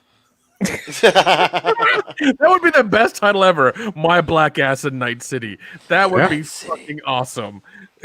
I think what we should do is, if my black ass has been one of the longest running jokes we've had, what we could do is when we sell t-shirts, we could do my black ass in, and we could see if people would buy a my black ass in Night City shirt. Just like that. we should just the first thing we should sell is my black ass and have like a blank thing underneath so people can write stuff in it, take pictures and send it to us. Yeah. That's what's gonna fucking happen. That sounds kind of fun, dude. Yeah, because then like it's then everybody can get in on the joke. Everybody who knows the joke can write their own thing in there, and then it just keeps going. It just keeps going, man. Finally, our friend Darian217, thank you very much for super chat, and thank you for everything, Darian, as well as everybody tonight, folks. We had an awesome start to the year. Much like the High Council, you guys really want the content we're putting out, so we're going to keep putting it out, and we're going to keep growing together. Darian217 says, Birds of Prey and the Fabulous Emancipation of One Harley Quinn / New Mutant / Wonder Woman 84. What do you think was the worst comic-based movie of 2020? Guys, what do you say? Birds of Prey. That was so fucking bad. Yeah. It definitely set the fucking pace for the whole fucking year. Yeah, because it like already you're doing a movie about a character we really don't care about too much, and it's a B-level character, and you're trying to do a whole movie about that without showing like Joker or anything, and we're just gonna go with her and the other women that are in that. It's like, no, that already was a horrible bad idea. So yeah. We're going to make a movie about Harley Quinn, but we're not going to include any of the parts about Harley Quinn that the guys actually enjoyed from the first movie. No. Yeah, I mean, if she was in a strip club for half of the movie, we would have all enjoyed it. Yeah, I mean, would we though? Because she was in a strip club in the beginning of Suicide Squad, and it's dog shit. So yeah, that's because that was a really short time. That was a really short time. Yeah, that was a really short time. That's why. If it had gone on longer and she was doing more sets and things like that and skimpier outfits, we all would have been happy. Guys, how mad at me do you think Jeff would be if he found out I stepped on one of his toys? Toy? Probably wouldn't help if you did it during the show. Well, what if that toy was his Rose Tico figure? Sure. Well, I mean, that's a way different situation. Yeah, I just crunched it and almost killed myself on this dumb bitch. So, oh no! I just thought you guys would appreciate it. Hey, Squishing your Rose Tico's face. TLJ Screwjob, I went through and I did go back and read your super chat. So the last one from you I read was about the Spider-Man podcast, which we definitely read for sure, and we read the Princess Zelda and the Beverly Palm Hotel. I'll go back one more time, but we read those because those were all really good ones. Definitely talked about the Beverly Palm Hotel. If you want to just tell me what it was, I'll go back and keep looking. We read the Maxwell Lord snapping of the neck. Yeah, I have not missed a single one in like 2 hours. So you want to just remind me what it was? If it was at the beginning or something, I'll go back again. And if I miss, I'll gladly reread it for you anytime, man. I'll answer your question though, Darian. I will say Wonder Woman 84 because it's the only one I've seen. So I can't really rip on Birds of Prey because I turned it off in 5 minutes, and then New Mutants, I just can't. I just physically can't watch it. It's not good. It's just not good. And I mean, even with the Mutants, you could tell. Like I remember, I watch it because that's what I do. They wanted to go hard R, they wanted to go horror, they wanted to do all this stuff, but like they held back too much, and you could see it was going to be really good had they gone that route, but they didn't, and they cucked out, and that was the problem. K-Mac the Great says, I'm entertained. Well, K-Mac the Great, thank you very much. We're glad that you're entertained. We're glad that you're here tonight with us. And then our friend Tim Riggs says, maybe I've been a fan since 2016. I remember Dr. Phil and still joined the Facebook group before Dion. It was the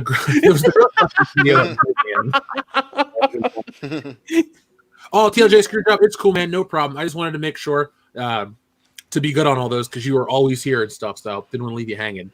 But yeah, Tim, that was when we made the Ghostbusters video. It was 2016. And Dion, I did forget that you refused to support our Facebook group. Oh God, he was like the last one to get into the group. I don't know why I'm being judged. I'm just saying, guys. You've been on the show since day one. You're the only other person since me, and you were the last person to join. I mean, Kendo was in the Facebook group before you, and we didn't even know him yet. I was the first patron too. I'll never forget that. Thank you. As soon as it went live, I sat there. I was like, as soon as this thing goes live, I'm going. The show ended that night, and you're like, our Patreon will be live at midnight. I'm like, fuck it, bam, let's rock. First patrons are the best patrons, aren't they? They are. I love my first patron too. Who do you got? Wolfgang.